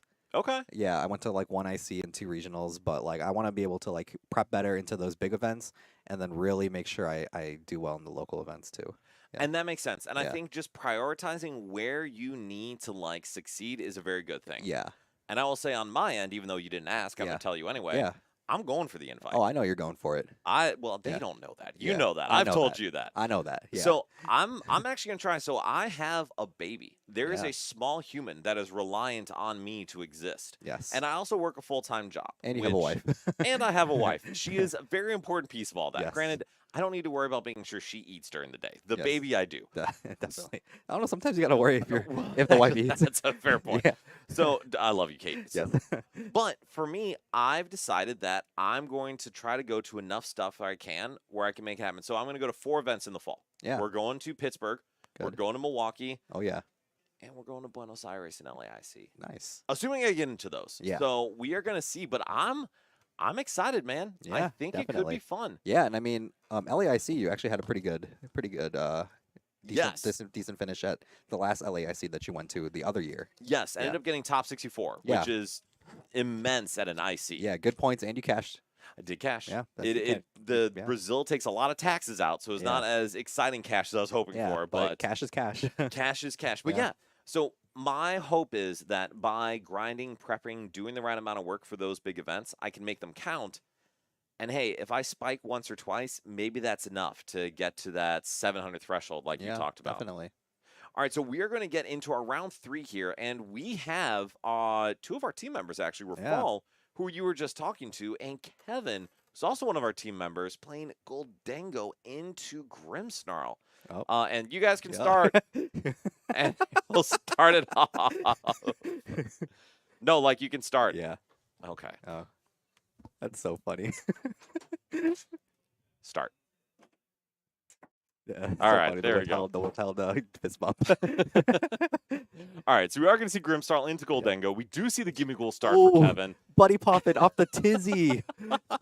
That's crazy. That is a huge start because Yeah. especially going first, like Kevin's not gonna be able to like Cypher Maniac, Arvin, anything. He has to hit it kind of raw off the Yeah, top. absolutely. So then what is Kevin getting here? Probably just I mean he's got 1 gimme ghoul in the active already, so I wouldn't be mad if he either went double gimme or like 1 gimme ghoul, 1 dreepy. So I feel like either one of those kinds of setups is okay. I think I don't even mind double gimme. Yeah, I don't mind it either. I feel like either way, all of it's going to lead to stuff that can draw more cards. Yes. And so I think it also depends on if Kevin has any other search outs in hand. do have a Rocket's Bomb. Yeah, I feel like in this matchup in particular, you kind of want to lean towards the double Gimme Ghoul, just because the Dracloaks are a little more susceptible to damage, over time, and just getting knocked out a lot easier than the Gholdengos are. Completely agreed. Yeah. And that is a Rocket's Petrol. And Oh. Brian, do you know what that card No, does? I have no idea. So it is essentially a Skyla. It says Okay. go into your deck, get one trainer card out of your deck, and in this Oh, case, nice. that can go get Secret Just Box. straight up gets Secret Box, which is kind of crazy. Which Yeah. that's fine because it basically means get a tool, a stadium, a supporter, and a item card. And so Rafal's going to set up his entire board with that. Yeah, definitely. And so we actually are getting rid of a Spike Muth Gym Yeah. to get maybe an Artisan or something. But I mean, Brian, tell us, what does Rafal want on his bench? Yeah, he's definitely looking to get stuff like the Snow Runt on the bench. He wants to get Monkey Dory, ideally, maybe another Impidimp. And I think he'd want to kind of finish off the turn with something like Badoo. Just because I feel like Gholdengo is one of those decks that really relies on items to draw cards and all of that. Earthen Vessel, stuff like that. So being able to take out that draw piece is definitely really important as well. But I'm not too mad about the Evo also. Neither am I. We're Yeah. getting another Spike Muth, which is interesting because I'd Yeah. almost want an Artisan here. Yeah, the Artisan can get you the extra, Pokemon here. Oh, but it looks like Yeah. we are going for Badoo. Yeah, it looks like we are doing the Badoo play. Oh, we do have the rescue board in hand, so the rescue board can grab, could retreat the Impidimp into the Badoo, and then we can Itchy Pollen from here. Dude, this is like a perfect setup for Yeah, Rafal. it's pretty good. Yeah. All right, so then we'll likely see the retreat with that rescue board into Badoo, do that 10 damage to the active Gimme Ghoul, and then Rafal's just kind of chilling. Yeah, definitely. So then, aside from this, is there any other setup Rafal needs? Does he need a Monkey Dory now? And is there something else? No, I don't think so. Just because the Monkey Door you really don't need until you're ready to start moving the damage into play. And there's nothing on Rafal's board that needs to be moved already. And that makes sense. And so Yeah. we do see the 10 damage come down onto the Gimme Ghoul. Kevin draws return. No items available to him. But all that matters is, does he have an out to Gholdengo? Yeah. Oh. I don't think he has one. So this might be just the Cypher Maniac into the pass. Well, so Gholdengo's getting a really, really big piece in this new set. And Yeah, so, Brian. the Genesect EX. Exactly. So what does that Genesect do? Why is it so important? Yeah, it's important because it searches out two metal Pokemon, or is it two metal Two EXs? metal evolution Pokemon. Yeah, two metal evolution Pokemon. So it can search out stuff like Gholdengo EX, and it can also search out stuff like Archaludon. So it can be used in a couple different archetypes here, but just being able to kind of get two evolutions off of something like a Nest Ball is pretty solid. Yeah. I mean, it's absolutely incredible. Yeah. Could you imagine having that with Dialga V-Star and Oh, Metang? yeah, definitely. That would have been like half the time you lost games because you couldn't find your evolutions. Yeah, definitely. And it's one of those things, too, where Gholdengo kind of struggles turn 1 and turn 2, but once you really start rolling, that's when the deck really gets going. And if you add an extra consistency piece to get those pieces going, then you're in a good spot. 100%. And so now Rafal is thinking, oh, baby, this is a good spot to be in because we're going to be able to get our evolution set up. Yeah. We could go for a Grimmsnarl, Ooh, and we looks like we are going for it. So the Punk Up ability, getting those 5 Darkness energies, and we're going to be putting them into the Marnie's Pokemon any way we like. So I'm wondering if we're going to grab, or we're just going to grab the 2 for now. And so that's always an interesting question with Grimmsnarl is how much energy do you accelerate? Yeah, because in both instances that we've had Grimmsnarl on the stream so far, Trevor also just searched out 2, put him on the Grimmsnarl, and same with Roth. So right. kind of interesting to see that, not taking advantage of the full ability here. And part of that reason is you want that energy available from Monkey Dory. Yeah. And if you're evolving into another Grimmsnarl, Ooh, you're going to be able to get it down anyway. look at that sequencing from Rafal. And it was just glorious. Yeah, perfect sequencing here. All right, and with the manual attachment onto the Morgrim, we aren't going to be able to attach to a Monkey Dory, which is the only downside here. Yeah. But I mean, I don't think Rafal cares. Yeah. Roth's looking like he didn't want to really play that Ultra Ball, but it looks like we are anyways. I think debating getting rid of Yeah. the energy search, and I think debating going for Frostlass. Frostlass here. Frostlass is good. It Yeah. is. Oh, and we're just going to use Itchy Pollen again. Yeah, which is pretty good because I like this because now Kev still has no access to the items, and also is going to be able to start using that Monkey Dory to start moving that damage, as well as Kev's gonna need a lot of stuff in order to take a 2-prizer, which is what Gholdengo really likes to look for. But now that there's only this Badoo in the active, it's gonna require Kev to either go for just the 1-prizer or pass the turn. Well, and that's exactly it. It's going to also require Kevin to have basic energy raw in hand, Yeah, which definitely. is not a guarantee. Yeah, it's definitely not. And I mean, he's only got items to kind of work with right now. So he's not going to be able to use any of those here. So that Iono that he put on the Cypher, with the Cypher, going to be there. And then the Rocket Bomb only puts, what, 2 damage counters into So it play? does, but it's also an item. Yeah, it is an item, so you can't play it either. Yeah. Exactly. So technically, he could use it in concert with Monkey Dory, but only if he was allowed to play Ooh, it. minor Aaron running here, grabbing 2 basic energies. So what do you think about that? I'm not too mad about it. I think he's just trying to have energies in order to swing with the next turn. And I don't think he really wanted to play the Iono here just because of the few cards that Roth has in hand currently as well. Agreed. And I think Yeah. Kevin wants to wait until Rafal goes in with a 2-prizer, or he's able to take 2 prizes to initiate this trick. Yeah, that might be what he's looking to do. All right, so we see the energy come out for Kevin. Rafal now will take some damage from that Frostlass, but man, he is in such a good position right now. Yeah, definitely. I mean, he's got everything he really needs here. He's going to get another Grimmsnarl on the board here, and he's going to be able to start moving damage with this Monkey Dory here soon enough as well. Which is a big deal because now not only will you be attacking the active and spreading with that attack, you're also going to be just shifting stuff and setting up a kind of wider range knockout, which is great. Yeah, definitely. All right, so getting the Impotent out, do we want to bench that? I don't think so right now. Just because I feel like we have one attacker already ready to go. We have another one pretty much almost ready to go as well. And I think we want to use that next slot for potential another Monkey Dory. I would agree. I think Yeah. Monkey Dory is going to be really important. And I do see Rafal going with Kevin's very Yeah. ready, but going with the energy or the damage off of the Grimmsnarl. Yeah. Do you think that's correct? I think it's okay. Yeah. Just because it's going to make it a little bit harder for Kev to kind of take that big knockout. And I think Rafal is really just trying to do some math right now. Yeah, he's trying to math it up right now, try to get try to figure out where to put the damage counters to take multiple prizes here. I think we're just going to go onto the Gholdengo here. Which I think is correct, right? Yeah. And he's going to just Badoo again. And so now with the damage coming down, Gholdengo goes to 4, Gimmighoul goes to 3. If Kevin isn't out to a Monkey Dory, this is where he can actually start to do something. Yeah, definitely, because that Monkey Dory can actually just take out the Badoo here also. 100%. Yeah. It can also start to apply more pressure to Rafal's own Monkey Dory Yeah. and say that, hey, now we're trading evenly with that damage shift. But, yeah. I mean, I think Kevin just wants to figure out how to take 2 prizes this turn. Yeah, I think he's still kind of thinking about doing that. And it's really tough here when you're not able to use any of your items because you're going to be kind of relying on stuff like the Esurge Pro, Earthen Vessel, stuff like that to get those energies into hand initially. Well, and those are essential for Gholdengo. Like, Olive was here before, and she kind of Yes. complained about the pink card format. Yeah, This is one of those decks that kind of lives and dies by that Esurge Pro. yeah, definitely does. And if you don't have it, then you're kind of out of luck. So Well, we looks like- see the yeah. Turo come down. That's interesting. Yeah, it is interesting. And I think we kind of do it just to draw some more cards. So he knows that we have the other energy in hand to attack. We do, and we see the Gimmighoul come back down. Yeah.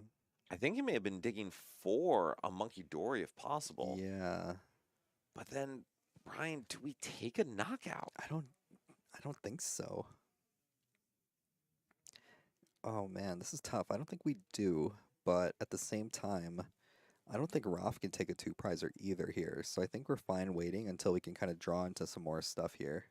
So the issue is, Oh, and we're I actually taking the agree with that knockout. decision to take the Yeah. knockout, because even though Kevin doesn't want to apply too much pressure or go ahead on prizes, Rafal's applying pressure just by literally existing here. Yeah. Like by having that Frostlass down, by having Monkey Dory active, he's applying pressure no matter what Kevin decides to do. Yeah, definitely. All All right, so now Kevin does decide, or excuse me, Rafal goes into the Morgrim. Yeah. Gotta imagine this means we're going to evolve up into Grimmsnarl. Yeah, and he does have that in hand as well, so he's going to be able to put that down. And then we're also going to be able to also...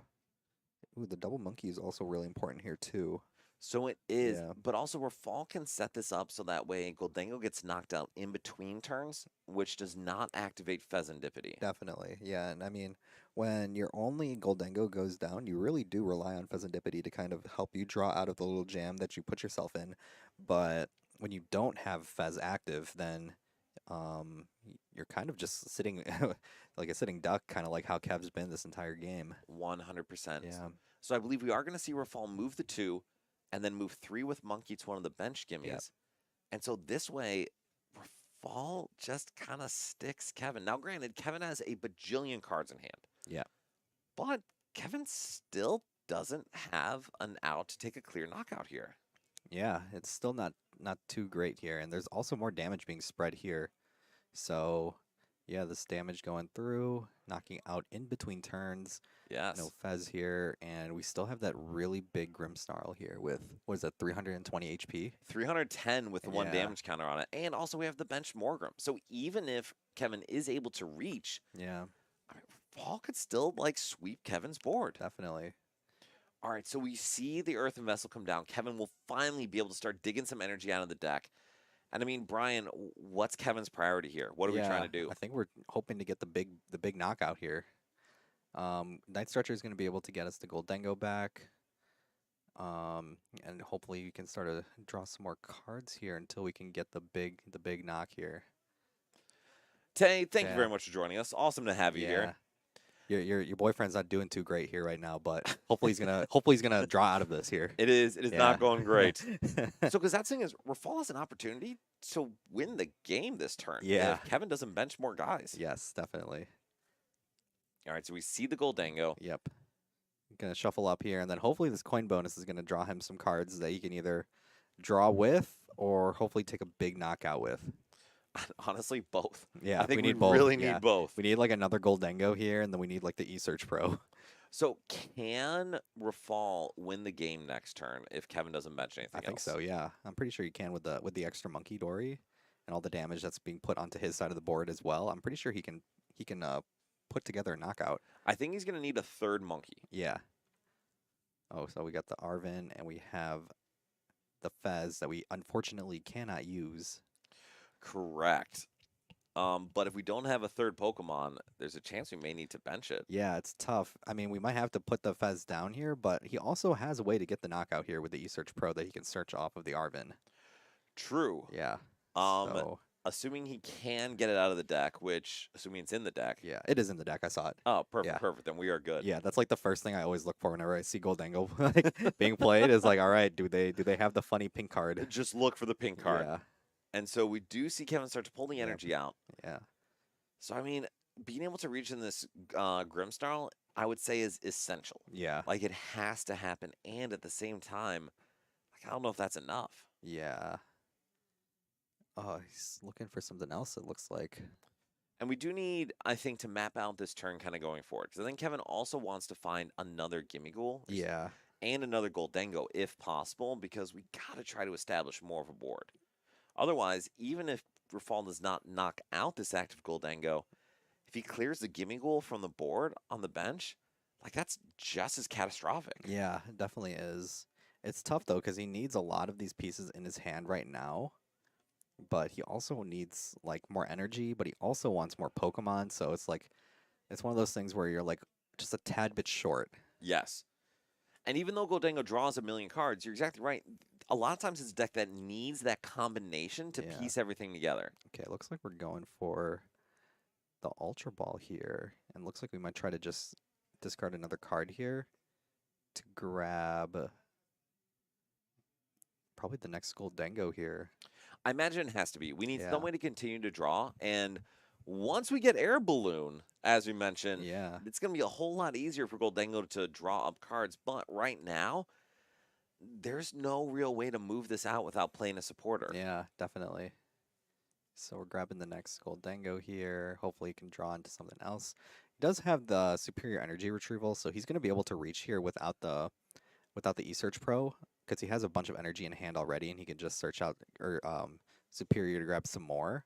Perfect. But at the same time, it doesn't feel the greatest having to use it already just to take your first knockout, or your first big knockout at least. I would agree. And going down to 3 prizes remaining, it's going to be a little tough for him to Yeah. do that because you're still going to have to take 2 knockouts to follow. Exactly. All right, and so we will see one more coin bonus, I Yep. believe, See what we grab here. I think this is boss. which is cool, but we Yeah. can't really use it right now. Yeah. We do see Night Stretcher, Night Stretcher is going to grab the extra gimme ghoul here, which is good. and I would say kind of essential because Yeah. this means that Kevin has a little more flexibility. Definitely. All right, so And I think this is fine here because with 6 damage, or with 10 damage currently on there, 6 energy plus the Frostlass damage in between, I think gets him there. 100%. And then it's going to be another one of those things where Fez also is not active on Rafal's side, but I don't know if Grimmsnarl is really playing Fez. So Grimmsnarl's not, and to be honest, I don't know why. Yeah, I feel like Fez is just would be so good in that deck. 'Cause I Especially feel like there's no onboard draw.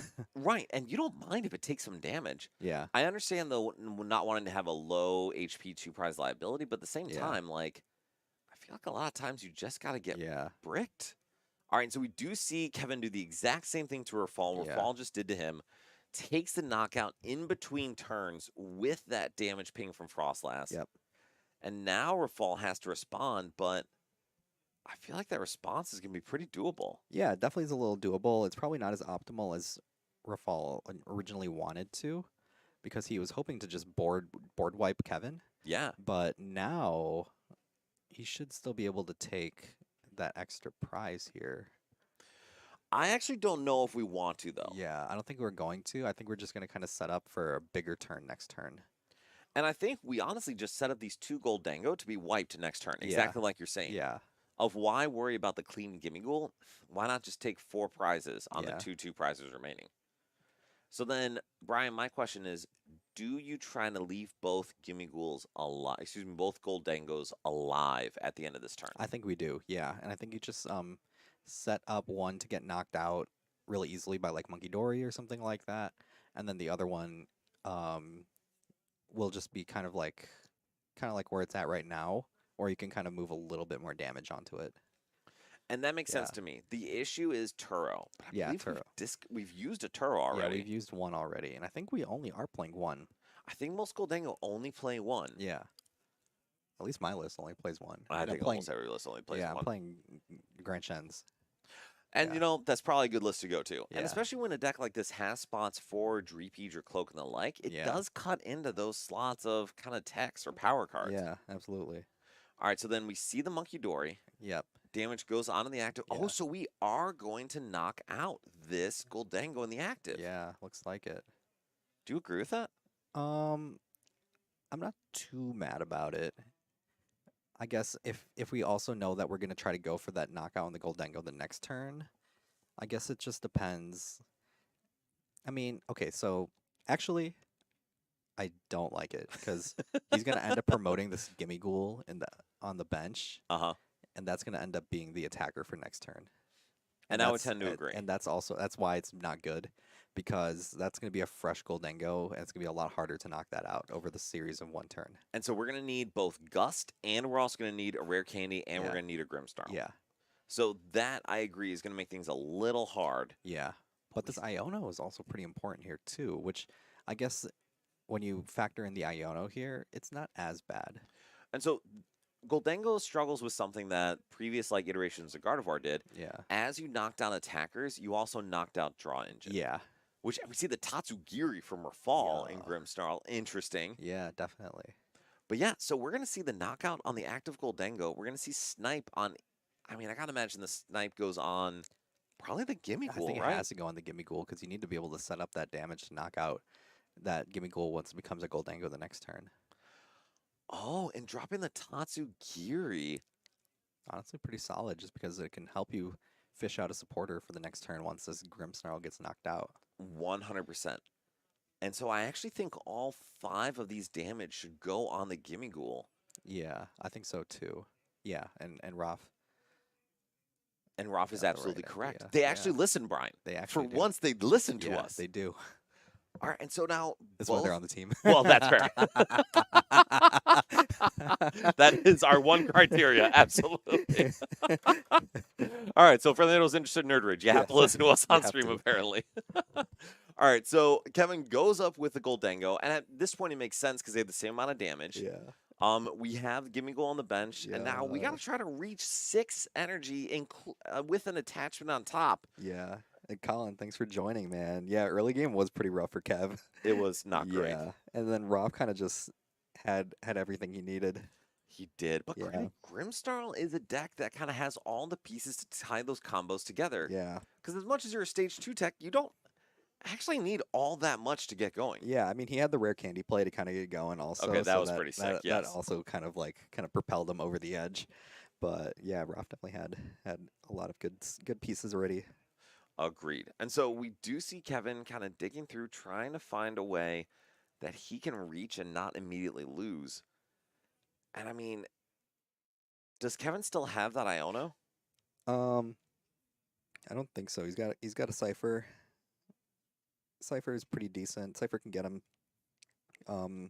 Probably like, I think he's got an energy already. Yeah, Dengo Iono. Oh well, guess he can't play the Iono, but Yeah. you can get like Dengo Superior. Maybe he's So got energy already. He hasn't played the eSearch Pro yet, correct? No, he hasn't. But I don't think the eSearch Pro is going to really grab him that much because a lot of those energies are actually in the discard pile already. That's fair. And then it probably depends what is in the Yeah, deck. I guess if he really wants to just blow up this Grimmsnarl, he might just have to go double SER, but I don't even feel like that is a good play either. That doesn't feel great either. It does not. I Yeah, think that Kevin is feels like- counting the energy. Yeah, that feels like too many resources that you're kind of giving up here. So Yeah. Kevin needs 7 energy. We need a metal energy to attack, Yeah. or to attach, and then 6 energy to actually do the damage. Yeah, And that could be it tough. could be. Yeah. And fly Yeah. may be. I wouldn't argue with that. Yeah, I wouldn't argue with it either. And Kevin's debating, and I know we're just kind of like sitting here looking at this, but to be honest, this Yeah. is the game for Kevin. If Kevin does not hit this knockout, it is absolutely game over Oh, he was for looking him. at the Yam Tower also. Oh, Oh, and I think he was like looking at the amount of energies he can grab with the E Pro, but so I don't know how yeah. much the aiming tower actually helps, I don't though. think it helps much.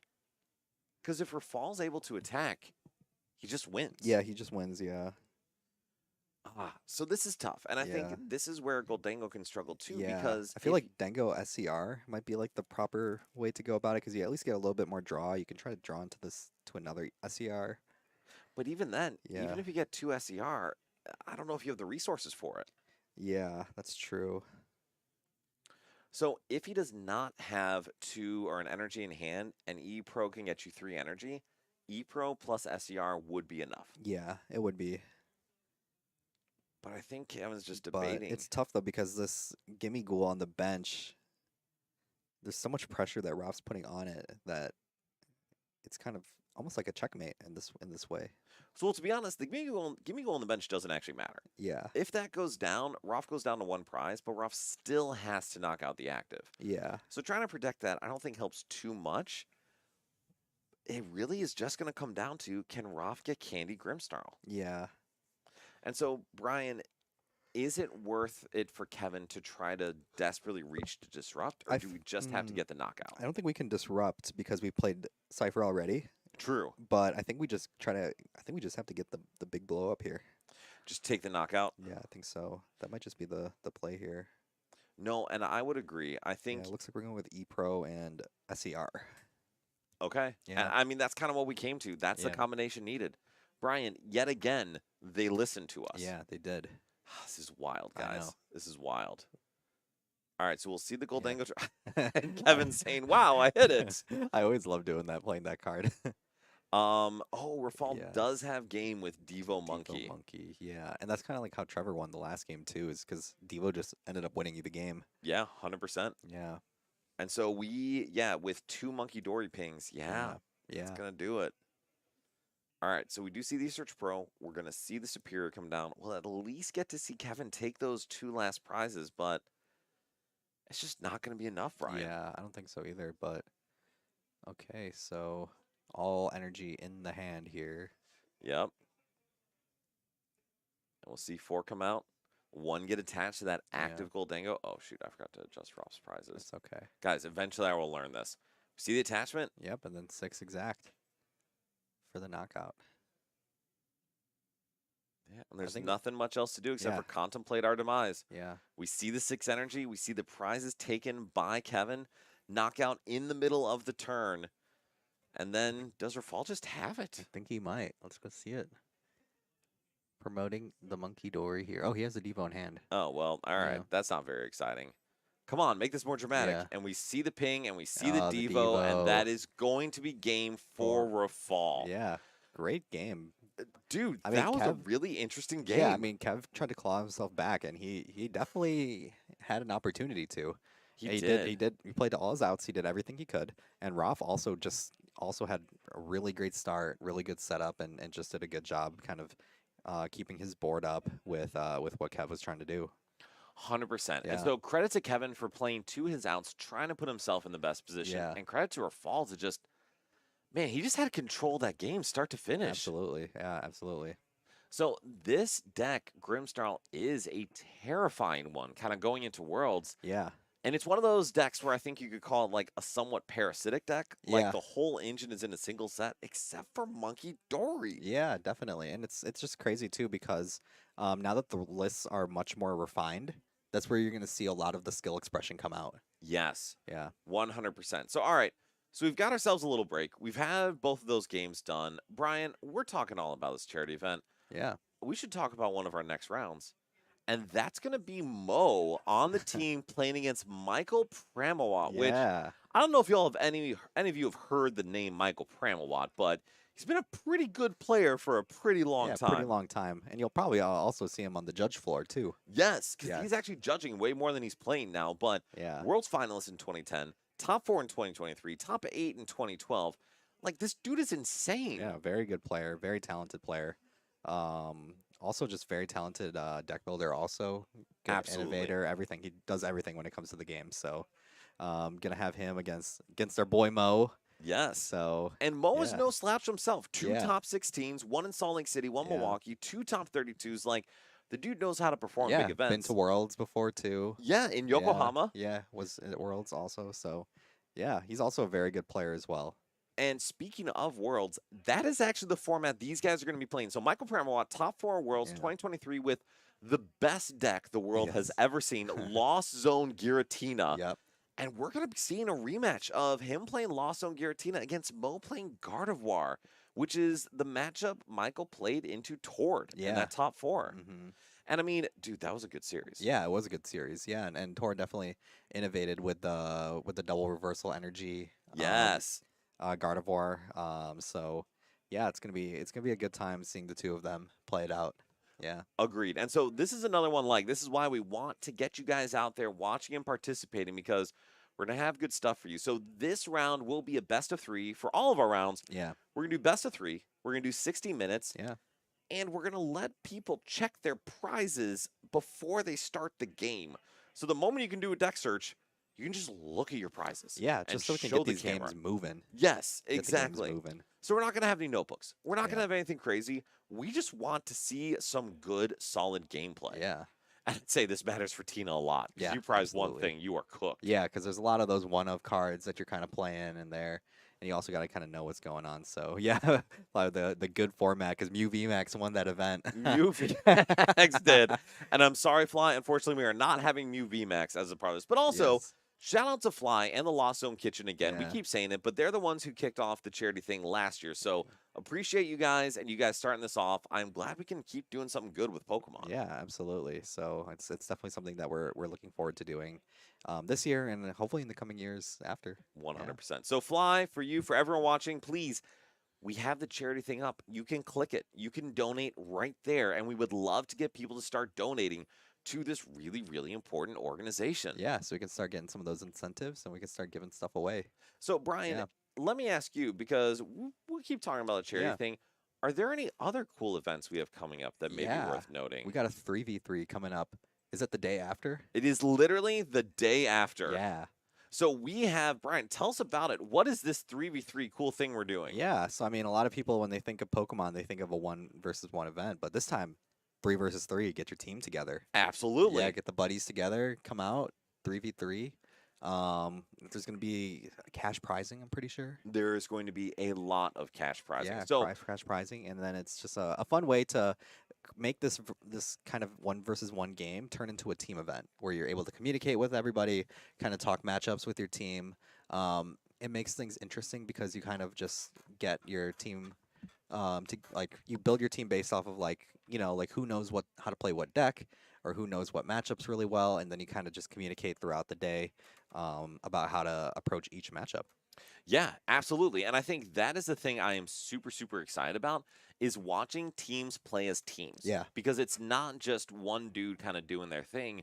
It is letting people actually work together. And come on, like, spirit of the game is a thing. Yeah, Like, absolutely. we want it to be a positive, engaging environment. And, like, this is a great way to do it, is to get people actually trying to help each other win. Yeah, definitely. It's just fun, man. Yeah, absolutely is. So, Yeah. Brian, neither you nor I will actually be playing in this event, though, Yeah. because you're going to be talking. Yeah, I'll be talking, and then you got a baby to take care of. I do have a baby to take care Yeah. of. And you're going to be talking with a pretty good player, Rahul. Yeah. So, as far as we know, Rahul's actually going to be commentating this one as well, Yeah. which I hope so. I hope Rahul's so awesome, too. dude. Yeah, awesome person, great person to learn from. Yes. Not just like how to play the game, but how to approach your invite. I know him and like the shift gear guys have kind of like talked about like ways to approach your invite, from ways of like how to manage how you prep for your events, to also like approaching the financial side of it. So really important stuff, and I think it's really interesting perspective that those guys kind of bring to our community. Agreed. Yeah. And Joey, thank you for following us. By Yeah. the way, I should note this. Yeah. If y'all are enjoying this, if y'all like hearing us yap constantly, follow, like. If you want to subscribe on YouTube, we have 2 channels there. That would be lovely. Ganjolf, thank you very much for Yeah. following. Really appreciate it. Yeah. Hello, Rafal. Me and Eli will ID. Sure. Trevor is playing to be the only 4-0. Ah, Oh. all right. Prize with That Cool. we're giving all the access to the invitational, all Yeah. right? All the access is going to the invitational, right? Yeah. But if he goes 4-0, he gets $60. That is If true. he loses, nobody gets it. An invitational gets more money. That is also true. Cool. So, we've mentioned this before, but we are starting off our invitational at the end of July. And listen, y'all, we've Yes. got so much we're throwing at you. I apologize. But we've got our invitational at the end of July. So what we are going to do is we are pulling from our locals. Basically how it works is when you come to locals, you play. It's $10 to enter. Yeah. If you go 4-0, you win 60 in store credit. If you go 3-0-1, 40, 3-1, 20. We're not changing that. Whether or not Nerd Rage brings in sufficient to cover that, it's fine. But anything extra that comes in, we're sending it straight back to you guys, and it is going into the pool for our invitational for the fall. And man, it's going to be a big one. Yeah, it's gonna be a much more exciting event. We're definitely looking forward to it. Because I mean, our inaugural season, we definitely saw a really big uptick in the amount of people coming out to play, as Yeah. well as the amount of just like people really trying to get that invite to our invitational event. And then the invitational event came out as well, and we had a lot of people watching it and Yeah. enjoying it. So It was Yeah. a good time. It was awesome to see. definitely. All right, so then we are going to get into our last round here, and I actually am not sure what Jose is playing, so we're going to check that Yeah. out first. Definitely. I see if, we do have a Gardevoir here. All Okay, right. Okay.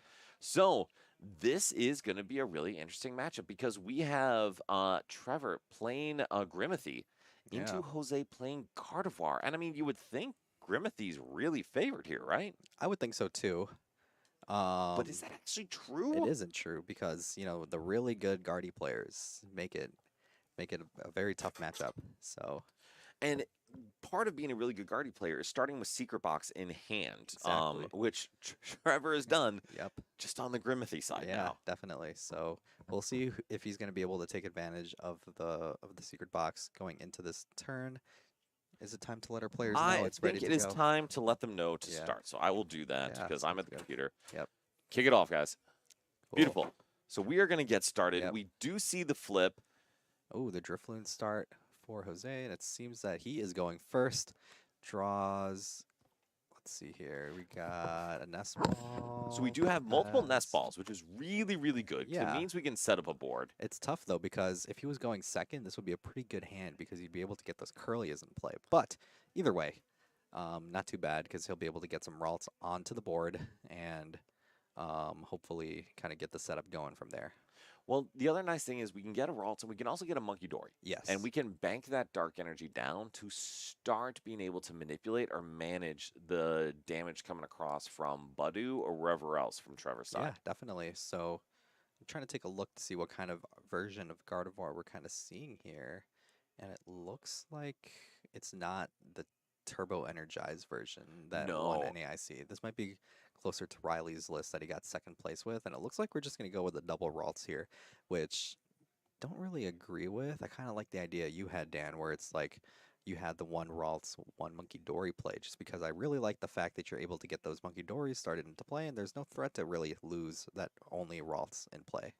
And so I think it's a risk. It's Yeah. definitely a risk to go with only Definitely one a risk. Ralts because if you do get stuck, then you could be in kind of dire straits there. Yeah, definitely. But with double Ralts, you are more established. You may have a firmer board, but at the same time, you also could get stuck Yeah. if you don't have ways to kind of manipulate the damage right back to Trevor. Yeah. So Trev got actually has a pretty solid hand here, drawing that research off of the top. So he's able to kind of look through everything. And I'm thinking that he's going to play that secret box initially to set up that board, get a lot of Pokemon on the board there, and then play that research and rip it right after. And I mean, dude, what a good starting hand. Just Yeah. so good. And I guess from Trevor's end, we do have the research. Do we want to play a different supporter this turn, though? I would think so. I mean, Jose didn't really show too much out of his hand here. I kind of like this idea here of discarding the Spike Mute Stadium and keeping the Artisan in play. Actually, I think I would prefer the Spike Mute staying in play, just so you don't give Jose the Artisan. So I would agree, and I Yeah. would rather with this nest ball get something like a Monkey Dory Monkey or a Dory, Snow yeah. Runt or something like that. Yeah, definitely. So my only thought is, if we have the Arvin, is Oh, this a yeah. time to Arvin It first? could be, yeah. I was kind of thinking we just secret box and just rip from there, but there's also some merit here to just keeping the Artisan in play, letting the Arvin get into play as well, and we just, just set up, from there. So the other issue is for Trevor is we have a choice between going for an Evo line or we have a choice between going for a Badu line. Yeah, And I think we're going for the Evo line based off of this. into Gardevoir, honestly, I think that's probably correct. Yeah, Because you want to just get your Grimmsnarls up and going since that's the threat. yeah. So for Grimmsnarl, I think there's one other thing to note. Brian, do you think we should get Snow Runt down here?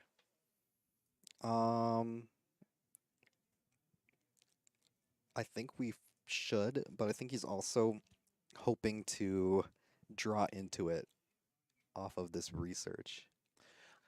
Maybe. Yeah. I would say, though, honestly, from my end, I don't think we should. Like, I think Gardevoir, especially where they rely on Monkey Dory to facilitate and, like, add to that damage, I don't think we want to put Frostlass in play because it's going to help give them damage to work with far more than it is going to stack anything Yeah. up for us. Very true. I definitely can see the value in that as well. And so with this Evo TM, we may see an evolution into Morgrem, which would be sick. And I mean, yeah, Brian, maybe this is where we see that research. Yeah, definitely. Because we are not choosing to get another stadium. We didn't choose to get another supporter.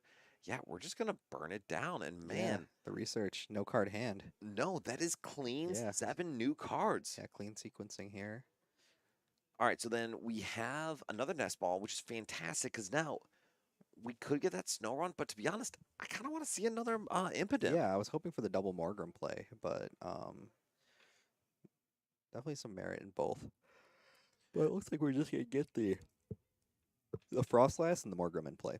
So I will say, Yeah. when I've been playing online, it's live, so bear Yeah. with me. But playing with Gardevoir against Grimmsnarl, it honestly didn't feel that bad, especially with a bunch of monkeys. If they were constantly putting damage on themselves. Yeah. Because it accelerated your win condition. But the time I got absolutely cooked was when my Grimmsnarl opponent just went 3 Impidimp into 2 Morgrim and a Grimmsnarl. And I said, Yeah. how do I possibly get over around all of that? Especially when they put another Monkey Dory or 2 down.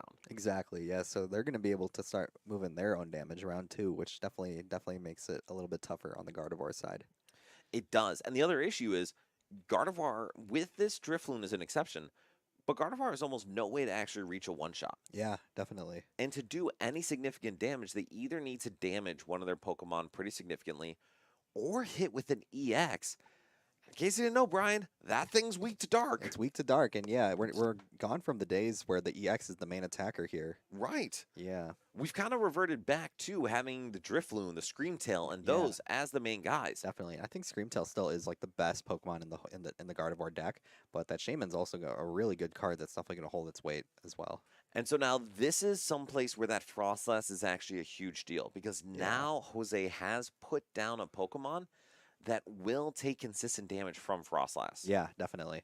And that's also going to become a liability sooner into the game just because now some of that Monkey Dory resources are going to have to go into healing that Shaman to take it off, to keep it on the board. 100%. And now with losing a Dark Energy on Drifloon, that is one less turn of Monkey Dory we're going to be able to have. Yeah, definitely. And we still don't see any Psychic Energy also on Jose's side in the discard pile, so that's something to also keep track of as well. Agreed. And so we do have Trevor saying, hey, bro, got to put that damage on the Shaman. Yep. And now going back over to Trevor's turn, Brian, does Trevor start attacking with Grimmsnarl? I think you can. Yeah, definitely. I feel like if you're able to have some sort of gust play happen, it's definitely something that there is some merit into doing. But yeah, I don't see why not. I don't think that's bad. I also Yeah. don't think there's anything wrong with just either using, what is it? Itchy Pollen or something similar Yeah, definitely. to just try to slow down the game because Jose's board is going to stack up with damage and Trevor's going to be able to take more advantage of that than Jose can. Yeah, definitely. I also wouldn't be too mad at just starting to just move damage with Monkey Dory. Yeah. Yeah, you can kind of just sit there and just like move damage here with Monkey Dory, and then you know, there's still no Psychic Energy in the discard. You can kind of just keep this Drifloon kind of in play. Agreed. And we Yeah. do see the Grimmothy come down, though. So it looks like Trevor decided to go with the aggressive route. And, like, Yeah, I don't mind. Like, Yeah. that's not bad. not bad. Yeah, All right. And so with that, we do see, and I totally lost what I was doing. So we do see the 2 attachments come down on the Grimmsnarl. No attachments onto the active, which is fine. yep. Putting the energy onto the Monkey Dory already here, and that's gonna start moving some of those damage counters. Probably gonna see that being put onto maybe the Shaman or one of the Curlias. And it looks like onto the Shaman. Yeah, and I do like this just because now there's gonna be a lot more pressure being put on that Shaman, even after this turn. And so now we actually may just see a Filch. Yeah. Or we Ooh, see a Devo. TM Devo. Oh, wow. The Devo's kind of nice here just because it puts Jose a turn behind here, where there's still no, where we still can't see Gardevoir being put into play here yet. So we could with a rare Yeah, candy. with Rare Candy, but it seems like it's not something we can really work with here. Agreed. And Yeah. also it's just not something that Jose has in Yeah. hand. And then I think Trevor's getting the damage counter Yeah, he's for working, Monkey. He's working on it. Perfect. And as for Jose's side, Yeah, we used a TM Evo. We had our Curlias. We have no Psychic Energy available. yeah. I think that What's the monkey, move? the other monkey, needs to have a damage counter on it as well. Yes. And I can go let them Yeah. know that. I'll see if they catch it for next Yeah. turn. But so now, Brian, what does Jose do? We have no energy, no attacker, no out to a Gardevoir. Fez doesn't do anything for us. Yeah, yeah. Ty already know. We're gonna let Trev know going into the next turn. Yes, thank you very Yes. much. And then I feel like we just kind of just sit here again. Which that's Yeah, not it's great, not Bob. great. Yeah, it's not great. Do we even have another energy in general in hand? Don't think so. I think the only energy we've seen so far is the one that's on the Drifloon here. So, and for all of you watching, I think this is such a good example of where the format is right now. Yeah, So on our other game, we have Gholdengo versus Raging Bolt, and that game is wildly differently yeah, than this one. But for these kinds of decks, for these stage 2s, it is no longer can you rare candy turn 2.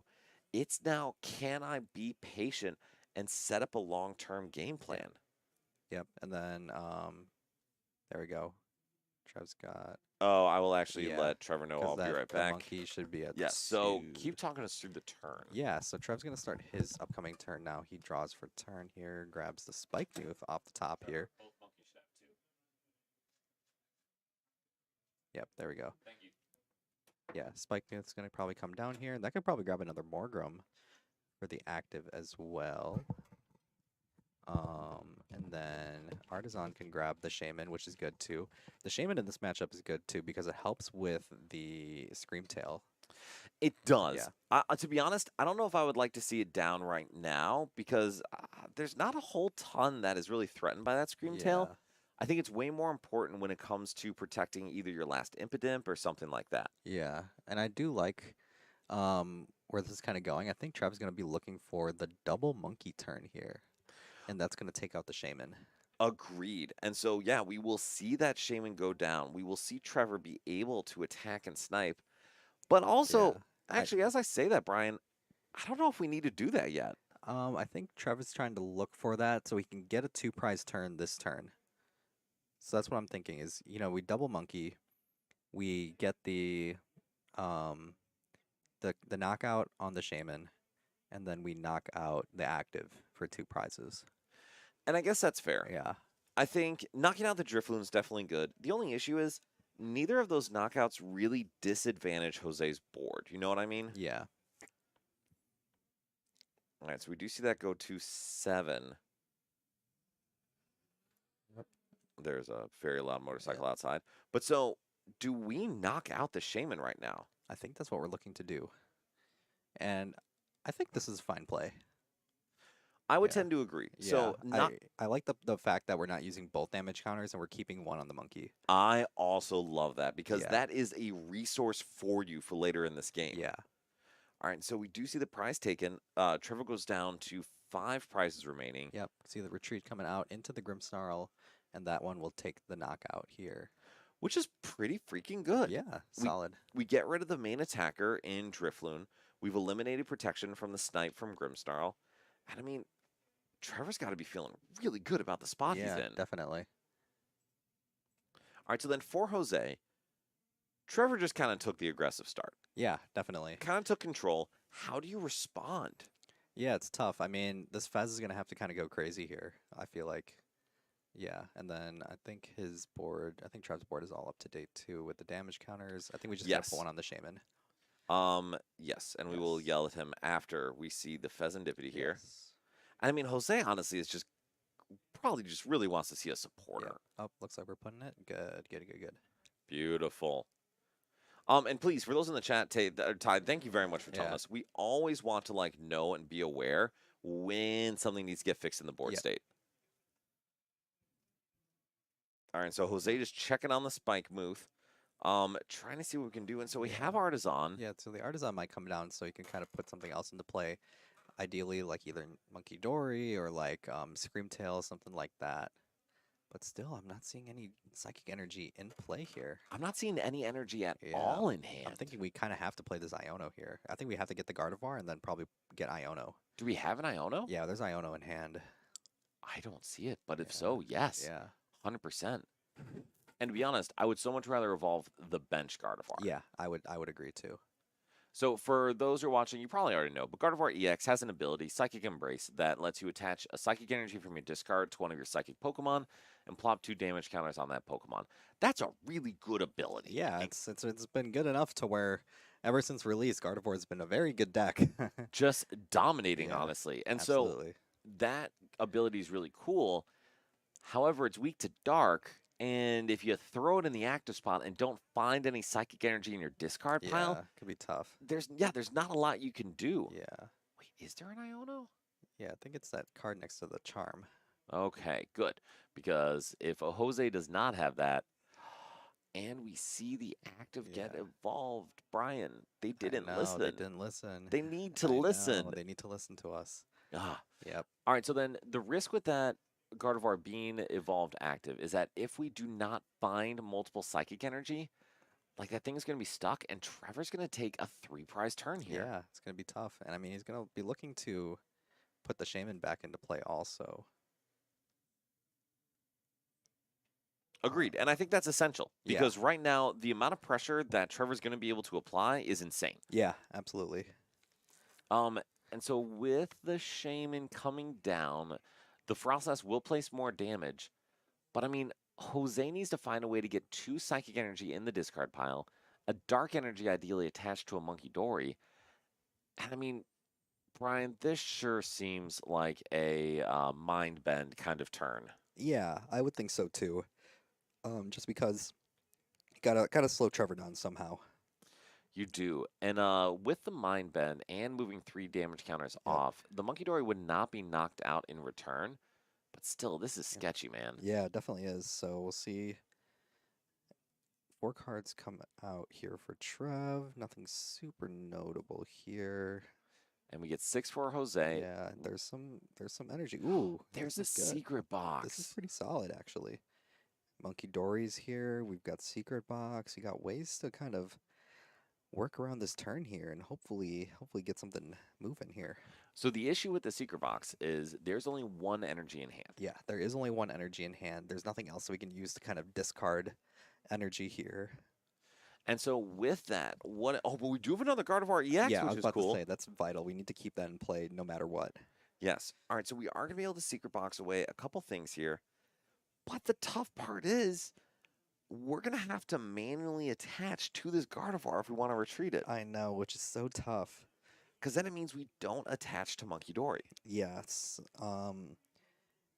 Which means at this point, if we're not moving anything from this Monkey Dory, it could get knocked out next turn. 100%. And if Yeah. Trevor finds some kind of gust, it can be a 3-prize turn. Yeah, definitely can. All right, so we do see off the secret box Yep. a Earthen Vessel. Hello. We see. Okay. Okay. Play around with Twitch when I get home to see how the donation thing works. I think it might not be. Yeah, so on Trev's side here, looking through discard, so the secret box didn't really grab as much as what we sort of wanted here, but hopefully we can kind of get something going here for Jose, just because the start was just so slow compared to what Trevor had. It's kind of like the last time we had Grimmsnarl here with Rafal. So hopefully we get something going here. Takes away the charm. And then probably going to grab double psychic here, just so we can at least attach, get the Guardy out of the active, and it might be a Mind Bend angle. Yeah. So double energy here. Oh, so it looks like we might just use the attachment onto the Monkey Dory so we can keep it alive for the next turn. Jose is just shaking his head here. He doesn't know what to do. It's a little bit tough here for him. Monkey Dory might just move a little bit of damage here. Definitely a slower start here.